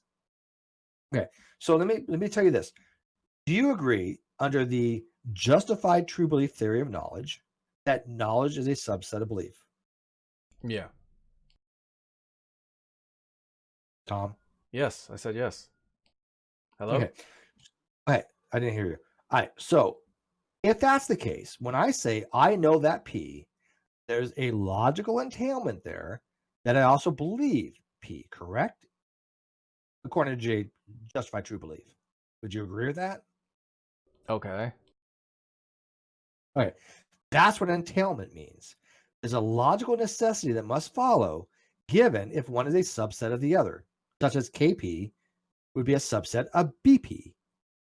So in my argument for WASP, I have no argument for a logical entailment. I'm not arguing there's a logical Are you saying entailment. that nothing necessarily follows from your argument? There's no, well, first of all, when you say necessarily, that invokes an alleic modality. Are you using it as an alleic modality? I don't know what that means. Okay, in modal logic, you have Okay, let's possibility. just ask this. Are you saying that are you saying that nothing follows from your argument? Because that's what arguments are supposed to do. When you say necessary, I didn't an say it the alleic second time. modality, I'm just getting rid of that. I'm just starting off with just follows. no, it doesn't follow. There's no logical entailment there. Oh, well then your argument is defeated. Your No, argument it's fails. not. If you don't know what entailment means and you're getting it wrong, how can you say my argument is wrong? I didn't I'm having say to explain to you- entailment. I said follows, which you I'm just said trying to explain to you what means entailment actually entailment. is. The difference between a logical necessity and a logical. Look, Steve, I don't know if you realize what you're saying. You're saying that your own argument, nothing follows from it. That's not a good. That's bad. Do you realize what you're saying, Steve? Yes, I do, and I'll explain to you very clearly. Your precious WASP argument. You're saying that there's nothing that follows from it. What's the point of the argument then? Tom, let me ask you, Tom. If I do not believe proposition is true, right? I do not believe proposition is true. Is there any logical entailment for me to say I do not believe the proposition is false? Say that again. If I do not believe that the proposition is true, is there a logical entailment that I do not believe the proposition is false? That you do not believe? No. You're just referring to basically not accepting. Yeah. Right. I'm not saying there's a logical entailment. I'm saying if you believe one, but if you don't believe the then else. I'm not saying that the then is entailed from the if. That's stupid. No. What an argument? What follows from an argument would be the conclusion. Oh my God, that's what an argument is. It's a number. Lost with you. Look, an argument is a series of premises linked together by an inference rule with a conclusion that follows. That's what an argument is. Right, but one is not necessarily contingent upon the other. You can actually have, especially in dosastic states like Moore's paradox or a peculiar reasoner, right? A peculiar reasoner has a weird belief that it could be the case of something that is true, but not believe it. Are you saying that if the conditional in your argument, the if, is satisfied, are you saying that nothing follows from your argument? Yes, the else follows from it. If y, so something does follow from your argument. Steve, are you okay? I don't know why you don't understand this. This is not that complicated, man. I'm serious. This is, I'm telling you right now, Tom, this is not that complicated. I don't know what the hell you're talking about. I don't know why you're trying to convolute it. I don't know why you're doing this for it's views, actually this is simple shit. It's the opposite of convoluted. I'm just telling you, just for your own benefit. When you're presenting an argument, dude, I've ran this argument 1,000 times. I know this argument like inside and out. Are you kidding me? I mean, seriously, Tom, you're the one that hasn't even read the argument in a while. You have Satan over here who didn't look at my Venn diagram. You're sitting there both trying to look. I'm just trying to say. I'm just trying to tell you, man. If you're Tom, you're wrong. You want something to follow from your argument. Right? That's the point of arguments. Yeah. Do you do any kind of programming? Do you know how an if then else works? If the condition is met, then this. If then that, else this. So if you have the condition where you believe it is the case that atheism is the logical syntax, right? You almost said necessary. You almost said necessity there. It's not necessary, right? Necessary implies a modality, right? In modal logic, necessary must means it exists in all possible worlds. Do you agree with that? So Oh wait, no, let me ask you. Do you agree that when I use the word necessary, it is the case in possible world semantics that it must be true in every possible world, including Well, I don't even know if I the one we live believe in. in possible. I don't even know if I believe in possible worlds. But if you're saying that's what you mean, then Oh, that's I fine. don't care. This is your modal anti-realist. Fine, I'm modal anti-realist too. And I've talked to Dr. Priest on this, who is a leading authority on modal logic. Let me just maybe I understand now. Are you saying if X, then maybe? No. Oh my God, Jesus fucking Christ, dude. Do you agree? Let's start from the basics, okay? Yeah, do you okay, understand that when I say it is a necessary condition, if it is a logical necessary condition, that means it must hold true in every possible world. Is that the case? Yes or no? Including the actualized one, right? Because the actualized one is this one, well, which is indexical. I mean, I only care about the actualized. I don't know what other worlds you're even referring to. I mean, I'll just can we just talk about the actualized one? No, because these are counterfactual conditions called subjective cases, right? I mean, if I have a subjunctive case that is a counterfactual condition, it's extremely important, especially in epistemology, because I don't know if you know about truth tracking conditions, where you have an epistemological condition where okay. Let's say you have a case. I mean, none where of this is necessary to like hash out an if then and conclusion argument. None of it is necessary. It kind of is, because this involves a lot of shit, right? And you're telling me that my argument's wrong, but you don't seem to have a prerequisite to evaluate it properly. No offense, that's bullshit, man. I mean, come on, Tom. You know me better than that. I've been around how many Look, fucking if years? you're saying that nothing follows from your argument, then then the argument is like definitionally a failure. Tom. All due respect, Tom. Seriously, you know this is not a definitional thing. You know that I've tried to explain these things to people. I don't know what your game is right now, but for fuck's sake, dude, do not diminish what my argument is, because this argument has been vetted by multiple people. And for anybody to come in and say, well, I don't even really know the argument. I haven't even read the argument. I don't understand what possible world theory. I don't know the difference between modalities of possible or necessary. Oh, I don't know what entailment means. Oh, I don't know what an existential fallacy is. I don't know what an existential import is. And yet they're telling me that my argument is wrong. Do you not think I'm going to take a little bit of offense to this, Tom? A little bit? Just a wee bit? I don't. So what I recommend is read my argument again. If I were, I would say don't take offense. So Tom, I would just say try to analyze the ideas that are trying to be conveyed. Tom, read the argument again. I'm going to ask you as a friend, because you and I go way back.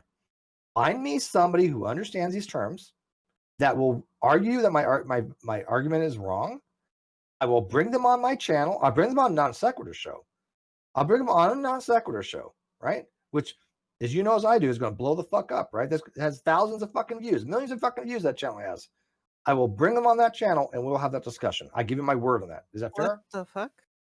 I mean, you want. Why do we have to find someone? Why can't we just talk about it? Because if you think my argument's wrong, why don't you go validate with somebody who is an expert on these topics who thinks my argument is wrong? Because you keep on making these fundamental mistakes. You didn't know the difference between and by the way, you've been around a long time. How do you not know modalities, man? Tom, you've been around 6 It's just not necessary to analyze like a simple argument. Jack Gangstride knows his shit, and I know you know he knows his shit. He can teach you about modalities. It's just not something that's necessary to like go through this argument. Do you remember when William Lane Craig had a discussion with Alex Malpass on modal scope fallacies and countable infinities? No. Did you read my blog on that I had explained that to people? Just for the record, I've never read your blog, except for like the one page about this argument. You have no right, none whatsoever, to criticize my arguments, which are in my blogs, if you haven't read it. I just specifically said except for this argument. That is dishonest. What are you talking about? Did I cut out for you or something? The only page that I've read on your blog was about this argument. That's what I said. Yeah, and which one that? I mean, do you remember specifically which page that was? It's one that you linked. It might have been on a YouTube video or something like that. It's pretty long, actually, but I mean, I'm not gonna remember. Like, That's pretty long, but by the way, that follows from another argument I had. By the way, I don't know if you remember the original argument that came from. I mean, like, don't just don't take it personally. There's no like ill will or something. Like, well, I think you are. I think you are, but I mean, I would encourage you not to. But I mean, like, look, point is, shit, dude. I have people like Richard Carrier responding to me on blogs. You think I give a fuck what this guy Satan fucking says, who I've never met? No, I don't give a flying fuck. But originally, that argument came from the justification argument that I had. Remember the original blog post that I wrote giving the epistemic justifications for the non-belief position based upon Dr. Malik's paper, who read my fucking I think that a lot of the people that you've name dropped would actually be sympathetic to a lot of the points that were raised tonight. Well, let's ask them. How about you go ask them that? I think you're might be a little misled on that, to be sure. When you have some guy named Satan here who's just trying to yank my chain, doesn't know what the fuck he's talking about. Yeah, I don't think they're gonna buy into that bullshit. Look, we get it, dude. We get it. You fucking hobnob with like the top dogs in philosophy. No one cares. It's getting really, really. It's irrelevant. No, it's not irrelevant because you've been doing this for the past hour. Every 15 minutes, you have to let everyone know that you're involved with like some of the top dogs in philosophy, which, by the way, is irrelevant to whether Tom's critique of your argument is true or false. And also, and regardless of whether he's read your blog or not, or whether he's hobnobbed with people, or whether he's hobnobbed with people to your equal, it's irrelevant as to what his objections are to your fucking argument. All right. So Declan, let's go with that. Let's make this very simple. Very simple, Declan. I've given you my Venn diagram there. All I want to know from you is it wrong? Simple fucking question. How many times have I told you I'm not familiar with Venn diagrams? All right. Then we're done. Find me somebody. Why are we done now? What you think somehow? Because hold on. Hold on. Yeah, but see, this is what I was talking about. Like, if you were having this conversation with Cheshire, right? And you would you say? You know what? I think she understands the Venn diagram that you do better than right now. Yeah, but you're confusing the content for the process. So what they're saying is that they don't understand this. Then put it into content that they can understand. I'm not interested in doing that right now because all they do is chat on me. Look, they keep on telling me my argument's wrong. They've sat there and told me. He just showed me my argument's wrong, or he just tried to show me. Right? He's like, "Oh, Steve, here's your flaws." Right? How could he show a flaw in my argument if he doesn't understand the Venn diagram? Come on. Well, you can explain the Venn diagram to them. Hold on. It does not follow. It does not follow that because someone doesn't understand a Venn diagram, that means they can't provide a defeater or understand a defeater for your argument. That directly does not follow. All right, what you think? With the defeater of the Venn diagram. I mean, I don't know fucking how hard this is. This Venn diagram is not that goddamn complicated. No, look. Do you understand what I just said? Do you not agree with what I just said? Repeat it again, please. It does not follow that because someone does not understand Venn diagrams that they cannot provide a defeater or provide some sort of critique of an argument. Right. If I render the objection in Mandarin and you're not able to respond to it, does it follow from that you can't? It does not follow, but if they don't understand this Venn diagram, then we're not talking about the same argument, I don't think. The argument was made. The argument was made to you, Steve. The argument was made to you before you provided the Venn diagram. But the Venn diagram actually explicitly points it out. So forget my arguments. Forget my blog page. If I want to discuss, let's pretend this. I want to discuss this Venn diagram. Can anybody do this with me, please? I'm serious here. Can somebody discuss this Venn diagram with me? Because that's what I want to discuss. Then let's move on to let's talk about the election. Presumably you can, right? So that's enough to get the ball rolling. No, I don't want to. I want to discuss it with somebody who actually knows enough to discuss this Venn diagram. That's it. If not, then why am I wasting my time? I believe that you said originally that you didn't want to do all of this, so I don't know why you now. I don't know. Well, I didn't. Tom does. What is it about this format that makes it? Why is it necessary to be in this format? I don't know. Like, can you explain that at least? Is that something you're willing to do? Well, the format makes a very logical consistency here. If you have one, then you have the other. It's a mirror image of the other, right? You have one proposition, then the other have the other proposition. They're just mirror images of it. I just thought of something. I just thought of something that might be really insightful, and it's going to be a question, Steve, and I'm asking in this completely in good faith. I'm just hoping that you answer, and I'd like you to try and please answer. So my question to you is, in this area where let me see, I'm trying to find it. I want to get it exactly right. So you wrote out here, let me clip it.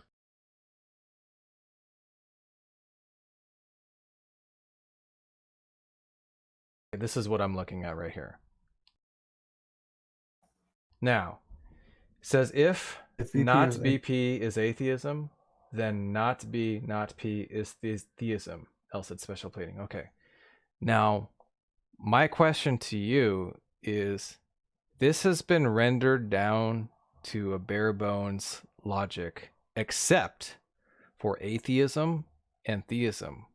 And I would like you to finish the job. All right. So the statement that I'm making here is an epistemic statement. So no, the epistemic statement. My request is just to replace atheism. Just replace atheism, theism with variables, and then we'll continue to analyze it logically. Well, P is the variable. P is the proposition. If not BP is the sky is blue, then not B, not P is the sky is not blue. There else it is special pleading. I thought you said that they weren't opposites. Oh my fucking God. Dude. Again, they're called contradictories. Again, there's not a logical entailment from not BP. So no, Tom, you asked me a question, so let me explain this to you. The logical entailment, there's a logical entailment from B not P entails B not P, right? Or excuse me, B not P entails not BP. Would you agree with this? Let me type it out for just you. Put it into variables. I don't care what you use, just like if not BP is X, then not B not P is not X. I don't care how you do it. I just put it into variables. All right. Do you agree with that statement right there? I usually put it in metalogical format using turnstiles, but I don't have time to go fucking do the symbology. But do you believe is that acceptable to you? Belief in not P entails not a belief in P. Okay, and then not a belief in P does not entail belief in P. I mean, if you want me to do it metallogically, I can. Just I hate using. I mean, there, I was just asking you to replace atheism and theism with variables. Is that statement true? I want you to tell me if that statement is true. Did you just hear what Tom said? Yes, I already placed it with him. The variable is P. Well then, right? The P does what? It doesn't matter what you put to the variable. So the variable if is P. Not B P is P, then not B not P is not P. What the fuck are you even talking about, man? I said replace atheism and theism with variables, and then you said I just told you that it's P. Not a variable. The variable is P. The P is the proposition. If you want to place the proposition you could say, okay, the sky is blue, right? So not BP is I do not believe the sky is blue, but B not P would be not B not P would be I do not believe the sky is not blue.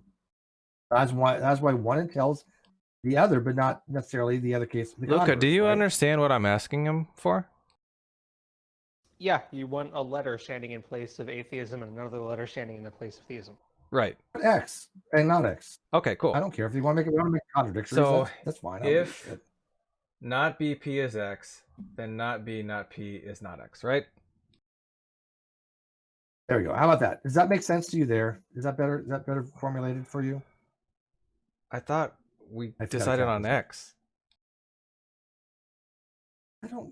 I don't know what the hell you mean by X, dude. I have no idea what the fuck you're talking about. To be honest with you, this is the methodological way I write this, right? If you believe not P, that entails you don't believe P.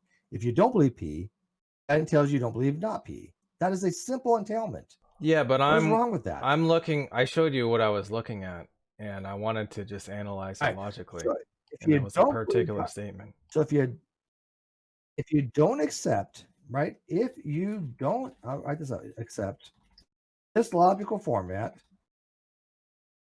Here, if you accept, oh my god, I don't know why you guys make this so complicated. And if you do not accept,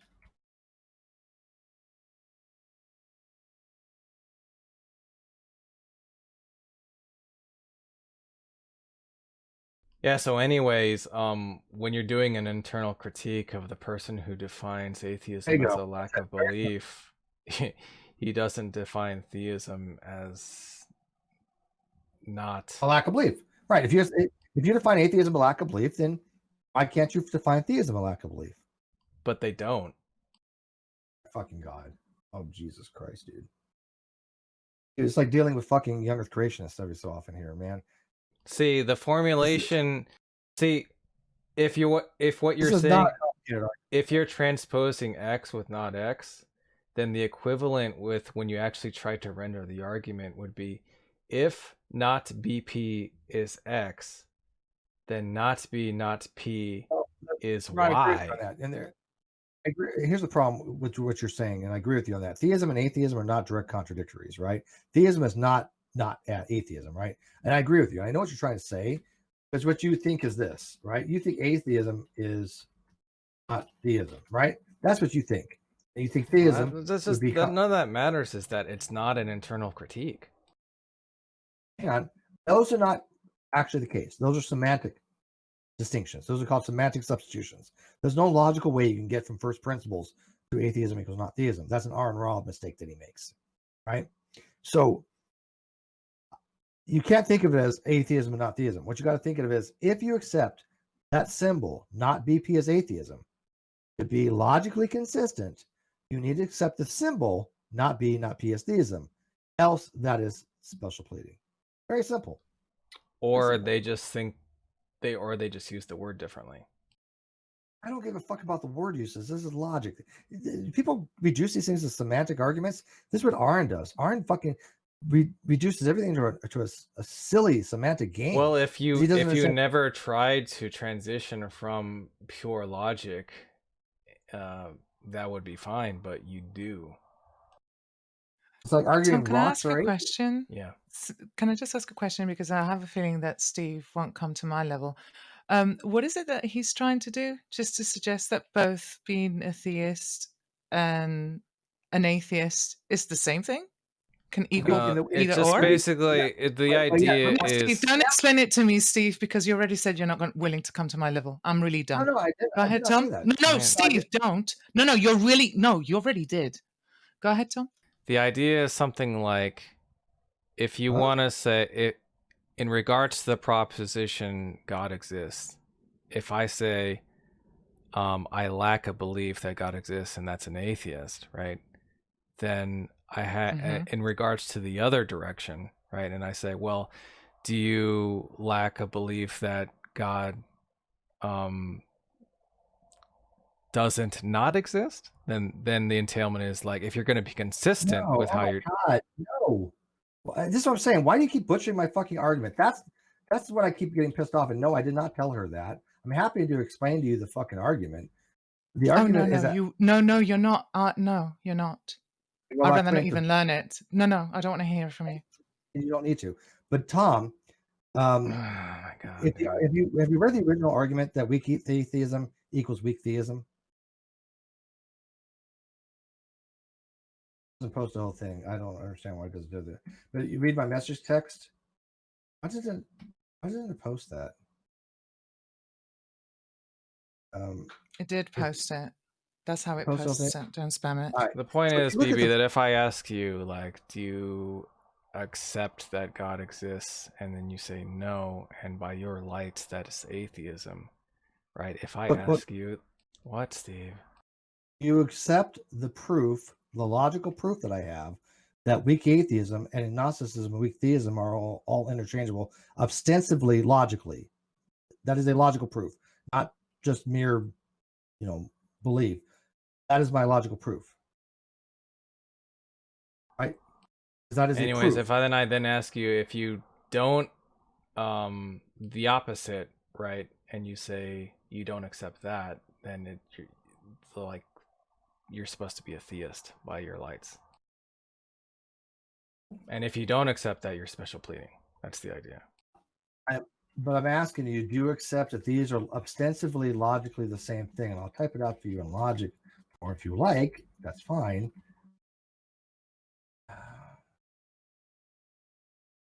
BB, do you know what special pleading is? I have no clue. So special pleading is like accepting the principle of one position, but then denying it at another when it benefits your own position without explanation.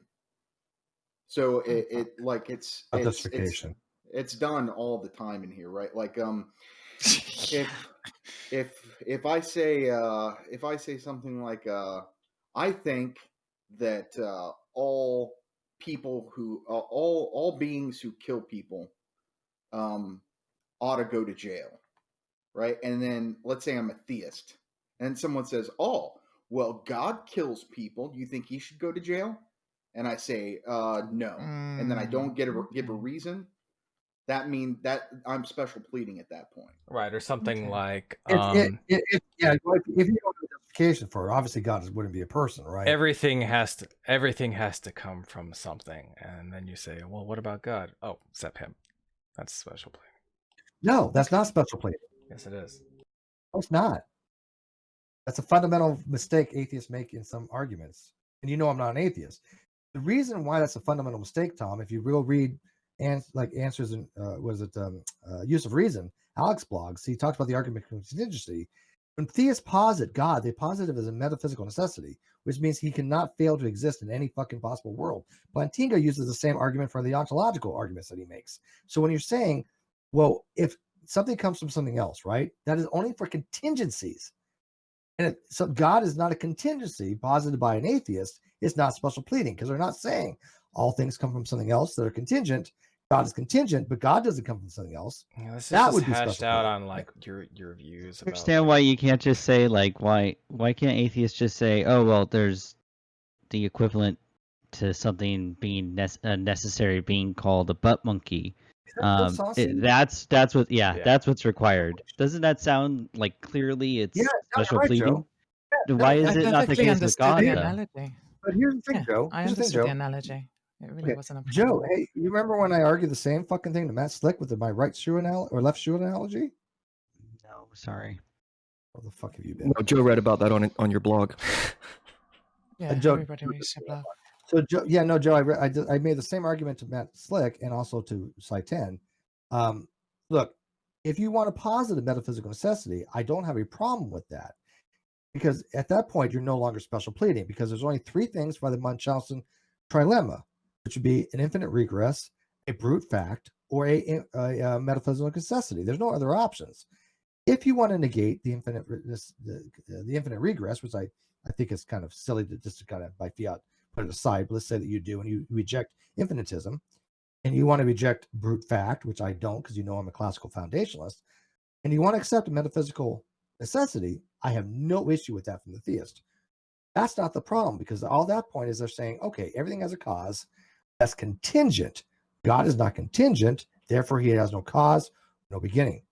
But my argument to Matt Slick and to Matt Site 10 is, what is your justification for positing God as a metaphysical necessity? That's a question they have a hard time answering. And you know what, Matt, I think that them trying to distinguish between it being their God and it being the butt monkey is where the special pleading arises. And that might be true. No, that you might have a point there, right?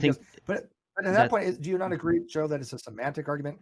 Because if you want to label that initial cause, right? We're going to call it like the Aristotelian, or No, at that point, it does seem like, look, you're. Well, I don't mean, think it's semantic, but it's you have look, different God would fall contexts. under the set of everything, so it would be special pleading. And it's a metaphysical being, Joe, that is omnipotent and has all the omni properties, the Anselm's properties, which you and I both agree is logically consistent. We'll go with that. But let's assume that that's the case. If the theist posits this, and the theist says, "Look, I believe that there's a metaphysical, necessity that must exist in all possible worlds. I call it God. You call it a butt monkey, with the same properties, by the indiscernibilities of identicals, they are the same entity, correct? If they have all the same properties, by the indiscernibilities of identicals, they must be the same entity. We're just calling it by a different name.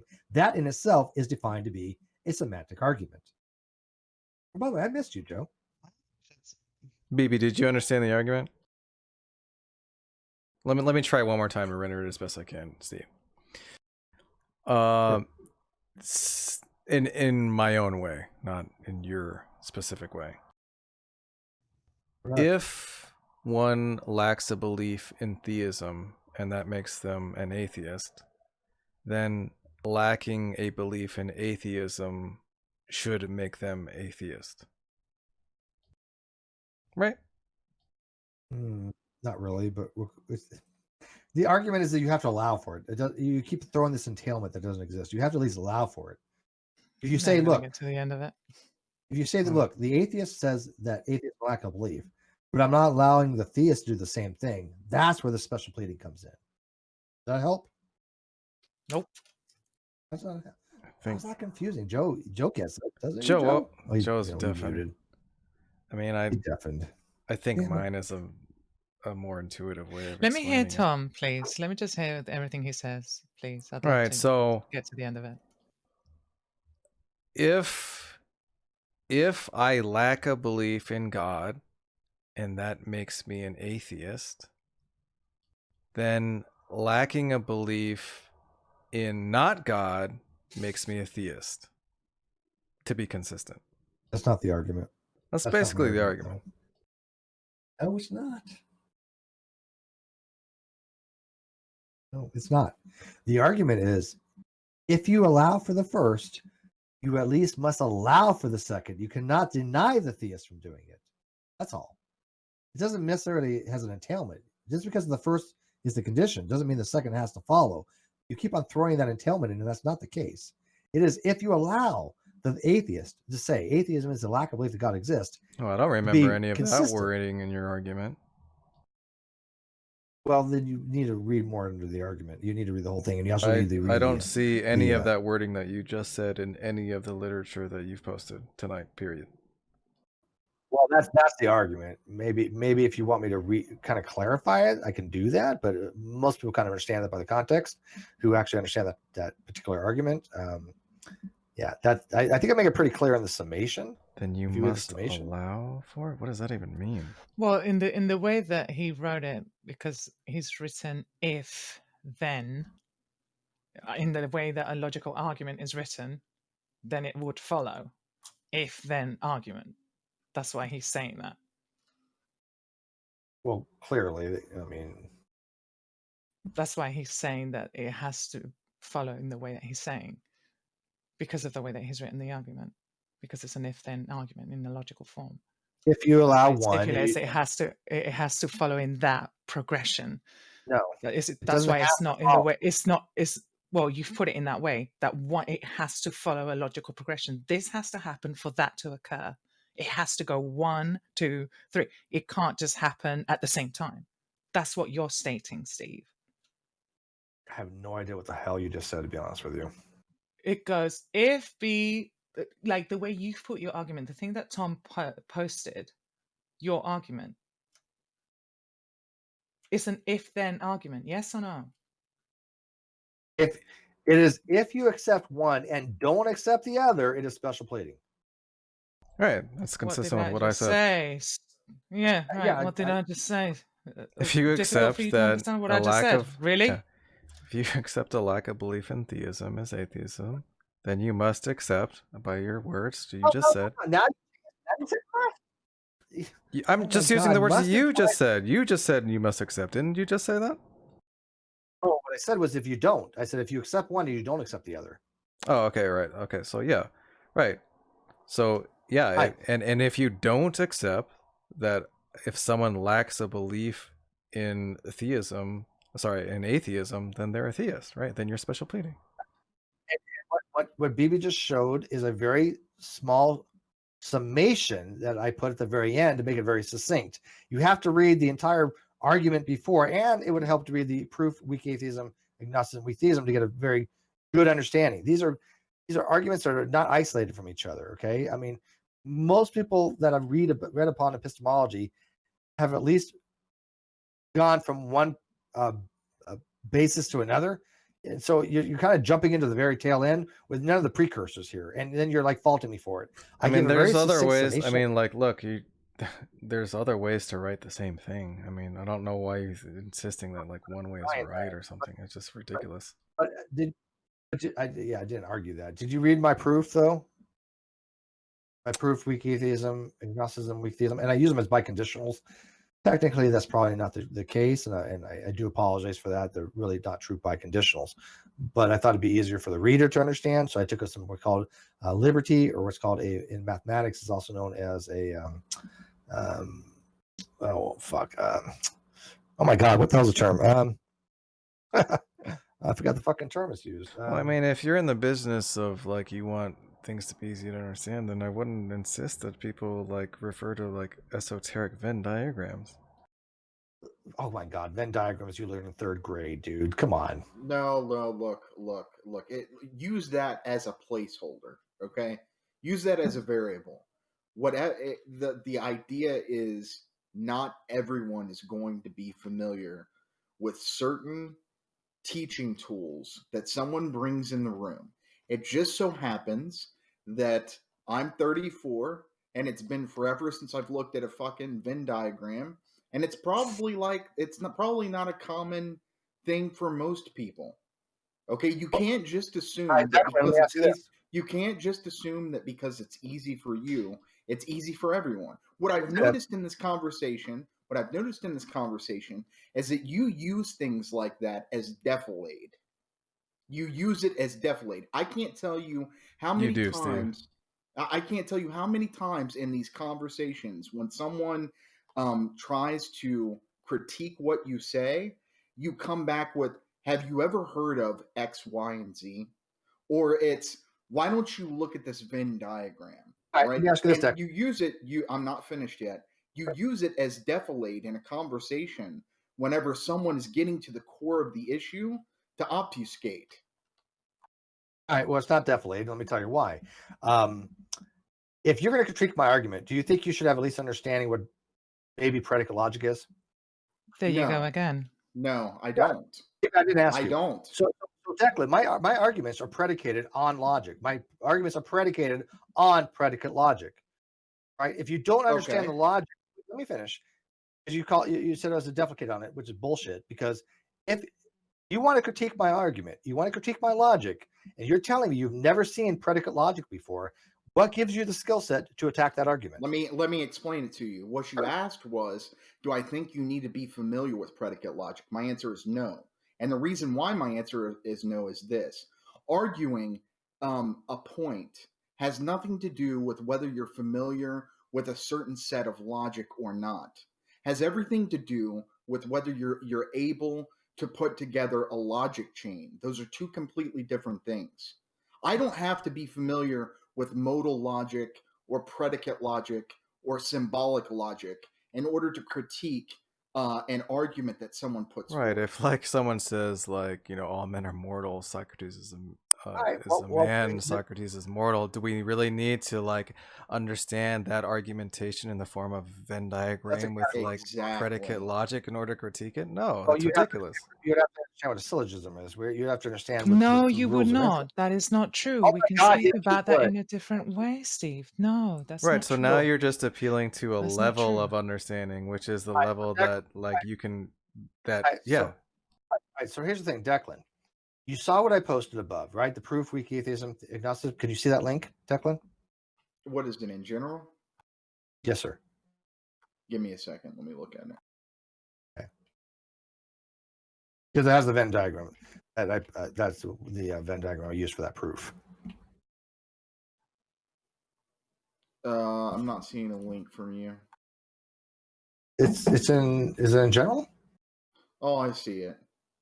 Yeah. If Scrub a you little bit. expect, look, I if you expect anyone in this room to understand what you posted there, you're out of your fucking mind.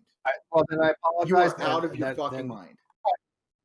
Then they don't understand it. So let's talk about something else. Yeah, they don't understand it. And the point is that right there, what I'm seeing in chat, that's defilade.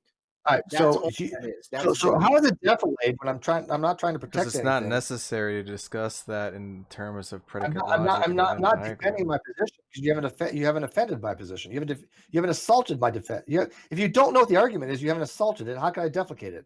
It doesn't follow. It doesn't follow that because I don't understand or Tom doesn't understand. Means you haven't assaulted it, right? That Venn diagram. No. That's not what that means. Steve, by your own lights, you said nothing follows from it. Oh my God, that's not what I said. Okay, but anyways, so let me make this very clear. My proof there, which is a logical proof using logic, all you're saying to me right now is you don't have the tools to evaluate that logical proof adequately. Is that correct? No, you're begging the question. Begging the question. That's not what I'm saying. Saying it's like he presented it in Chinese and you guys are like, look, we don't know Chinese. And you guys are also saying just because we don't know this argument using this language, Chinese, doesn't mean that we're unable to address the argument. That might be true, but they haven't, Joe. That might be true, and you're exactly right. But I think he agrees with you, Declan. I think you guys agree. Yeah, it sounds like so. Steve agrees with us. Cool. So let's just talk about it. They're not speaking the same language to adequately address it because I'm speaking Chinese, they're speaking Korean or something, and we're not going to have a meeting of the minds. What's the point? Well, I suggest we both speak English. Okay, but it's very difficult to do that when I'm using actual Chinese? When you're using Chinese, yeah, it is difficult. Steve, but this is it's like not. logic. Steve, but I don't think that you're incapable of just speaking in a more colloquial language. It's just I almost like am. you're not willing to. You're just like absolutely. You could just like chill a little bit and just speak to us in a more relaxed manner without having to be so pompous about it. Because you don't need to. Maybe, but here's the thing. Let me ask you this. And Joe knows me for a lot of fucking years. I could actually very much do what you just said. I've been sent to, I went to Texas to do an epistemological seminar for an atheist community on something very similar to this. I can break it down very fundamentally. Okay.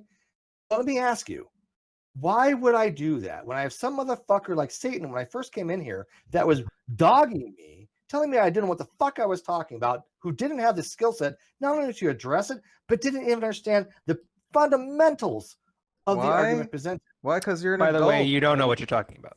Oh, I'll take that from Joe. I love Joe. But here's the thing, BB. If you want somebody to actually explain something, have a respect for them. Try to actually not just critique the argument, but listen to the argument and understand it first and evaluate it properly. Nobody in here so far Those are has two different issues. Those are Nobody two different issues. Those are two different issues. Don't confuse one issue with the other. Don't confuse don't confuse you using something like that Venn diagram as defilade with other people in this room treating you in a way that you think you ought to be treated. I don't care how you treat me. It doesn't give you argument. It does not give you look.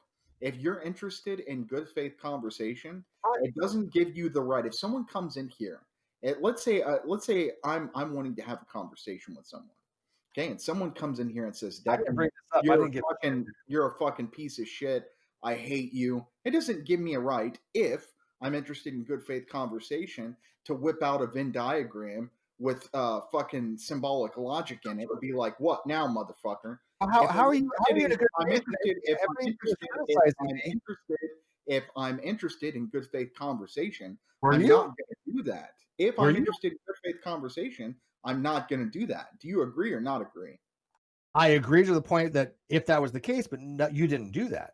Nobody in here besides probably Joe, because he's known me for many years, gave me any benefit of the doubt, and they seriously jumped on me and said my argument's wrong, started criticizing it before they even actually understood the argument. No, or let me tell you unacceptable, exactly what happened. Let me tell you That exactly is what exactly happened. what This happened. conversation, I've been here for the entire conversation. This conversation started off very, very charitably, and Oh, it it did started off very Here's the yes, it bullshit. did. It started off I'm very calm. It started off very calm. It started off very charitably, and it started off with Tom bringing up points that he thought would defeat your argument. And But she then got wrong. what you ended up doing was, because Luca came in here and said some things, you used him as an excuse to whip out what you think are your trump cards in a conversation to shut people up. The problem with that is that this community has a history of dealing people with Wait. dealing What with community? people like that. What community do you think you're fucking talking to, Declan? I'm I'm more OG talking about than the you are here. do what? How the fuck long have you been long in this community? Oh, man, this is 5 cringe. plus years. 5 I go plus back years. longer than that, dude. Who So cares? don't fucking pull this shit. Who about We this cares? don't. There's no community. rank that we like. Come on, Yeah, guys, there's it's no cringe. rank here, motherfucker. Let's But not don't do pull this this. Let's historical not do revisionism this, is what guys. happened. Because Look. I could capable of having a discussion with anybody on this topic, but Tom got it wrong. Tom didn't understand the fucking argument. Satan came in, bullshitted You're his just way through saying it. that, Didn't fucking though. You're just saying that because it wasn't formulated exactly how you You're just wanted saying it. that I got the argument wrong. And you're just saying that I got it Steve, wrong. I'm sorry to interrupt you. Could I ask a favor? Could you put some headphones on? Because when I have we headphones. speak over, when we're speaking over you, you're cutting out. I No, I don't have know headphones. what.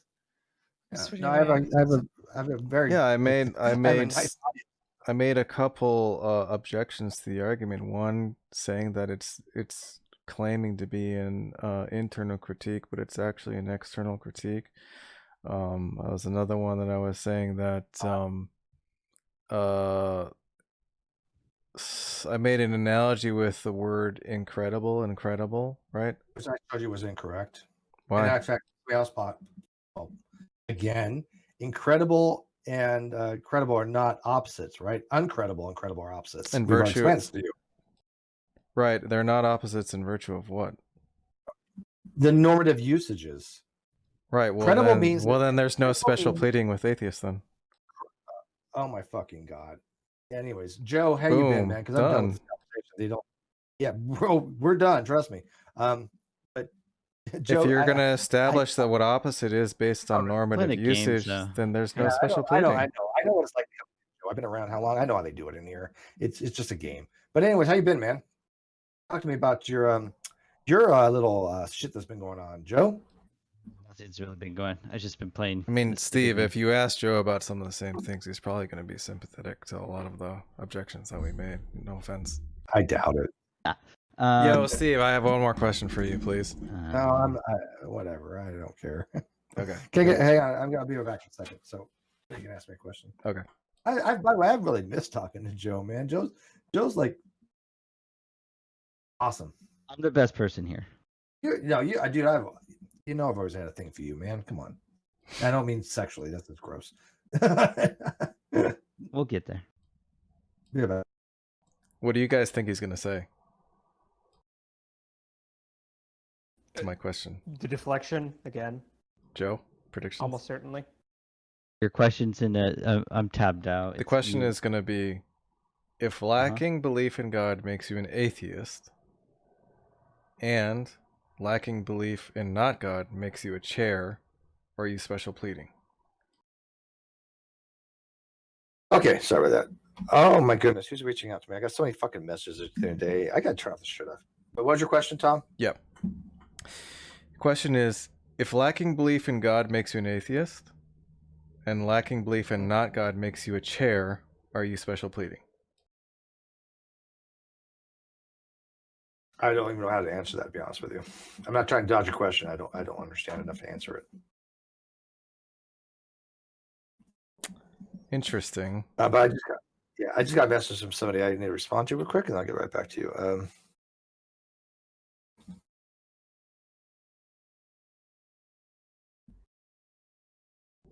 It's like some kind of like utterance, like meaning or realism or something? I mean, those positions do exist. There's like there's the causal theory. But he would explicitly deny that. Presumably. What, the causal theory? Well, No, no, some I sort accept of the causal like theory of knowledge. Of reference. Well, the way I look at causal theory is that, look, if I look Of at reference, something, right? not knowledge. I'm not sure what you mean by that. Then I only know causal theory. Like know- you you would know what the reject causal the theory of notion that reference there's some is? sort of objective meaning to an utterance. You mean in speech act theory? An utterance. No, I don't think there's an objective meaning. I think that when speech act theory, if you look at every speech act theory, when you say something as a declarative, or you say it as an interrogatory, or you say it as a commissive, these are all things that imply a certain elocutionary fact, right, or force given to somebody. Then you have somebody that interprets it as a pure elocutionary force. And so if I say something like, I now pronounce you man and wife, that's a declarative statement that actually has some change in reality, right? This is a declarative type statement. But if I just say, I don't know, sky of blue as a descriptive statement, it doesn't really change anything. Anyways, the idea is that when I ask you this question, I'm trying to get to exactly in virtue of what makes it special pleading in the case where we Yeah, you don't understand. I don't understand your question, to be honest with you, and I'm not trying to just dismiss you. I don't get it. Okay, so if lacking belief in God makes you an atheist, and lacking belief in not God makes you a theist, right? Which I don't hold, by the way. You know that, right? That's right. If that's all consistent, so there's no special pleading there, right? No, the special pleading is if you hold the logical symbolism of not BP to be atheism, then you must allow the theist to hold the logical symbolism of not P to be theism. That's it. Also a special pleading. That's all it is. That's it. That's all. I mean, if you allow for one, you have to allow the theist to do the same thing. You have to allow the theist to describe theism in the weak condition, just like the atheist describes atheism in the weak condition. As simple as that. How difficult is that? Can you allow for chair? What the fuck is chair? What you would refer to as theism. You can call it anything you want. Oh. You can call it dog, cat. I don't give a shit about the names. These are words. I'm talking about if you allow not BP to be one, then the other that is the contradictory would have to be not B, not P. Whatever you want to call those terms, it's semantics. These are words. The logic is the same. Not BP, the contradictory has to be not B, not P. Period. That's it. Simple as that. Just like the contradictory for BP is B, not P. Believes P, does not believe P. Or excuse me, believes P or believes P is false. So if you allow for the not be P for atheism, or call it chair, you have to leave. You have to allow for not B, not P to be whatever fucking word you want to use. You got these semantic substitutions all you want. They're relevant. I don't see how that's even an argument. Well, I mean, if you're just saying the contrary of BP is not B, not P, well then you don't have you have to add another variable to account for atheism, theism. Yeah, I don't know what the hell you're talking about with the variables, man. Anyways, well, my argument's out there. They've been out there forever. And so if you want to write a blog on it, I'll respond to it. But I just don't see a point at this point. No offense. I don't think you understand the argument very well. I don't think you understand the objections very well. That might be true. We'll call it an impasse.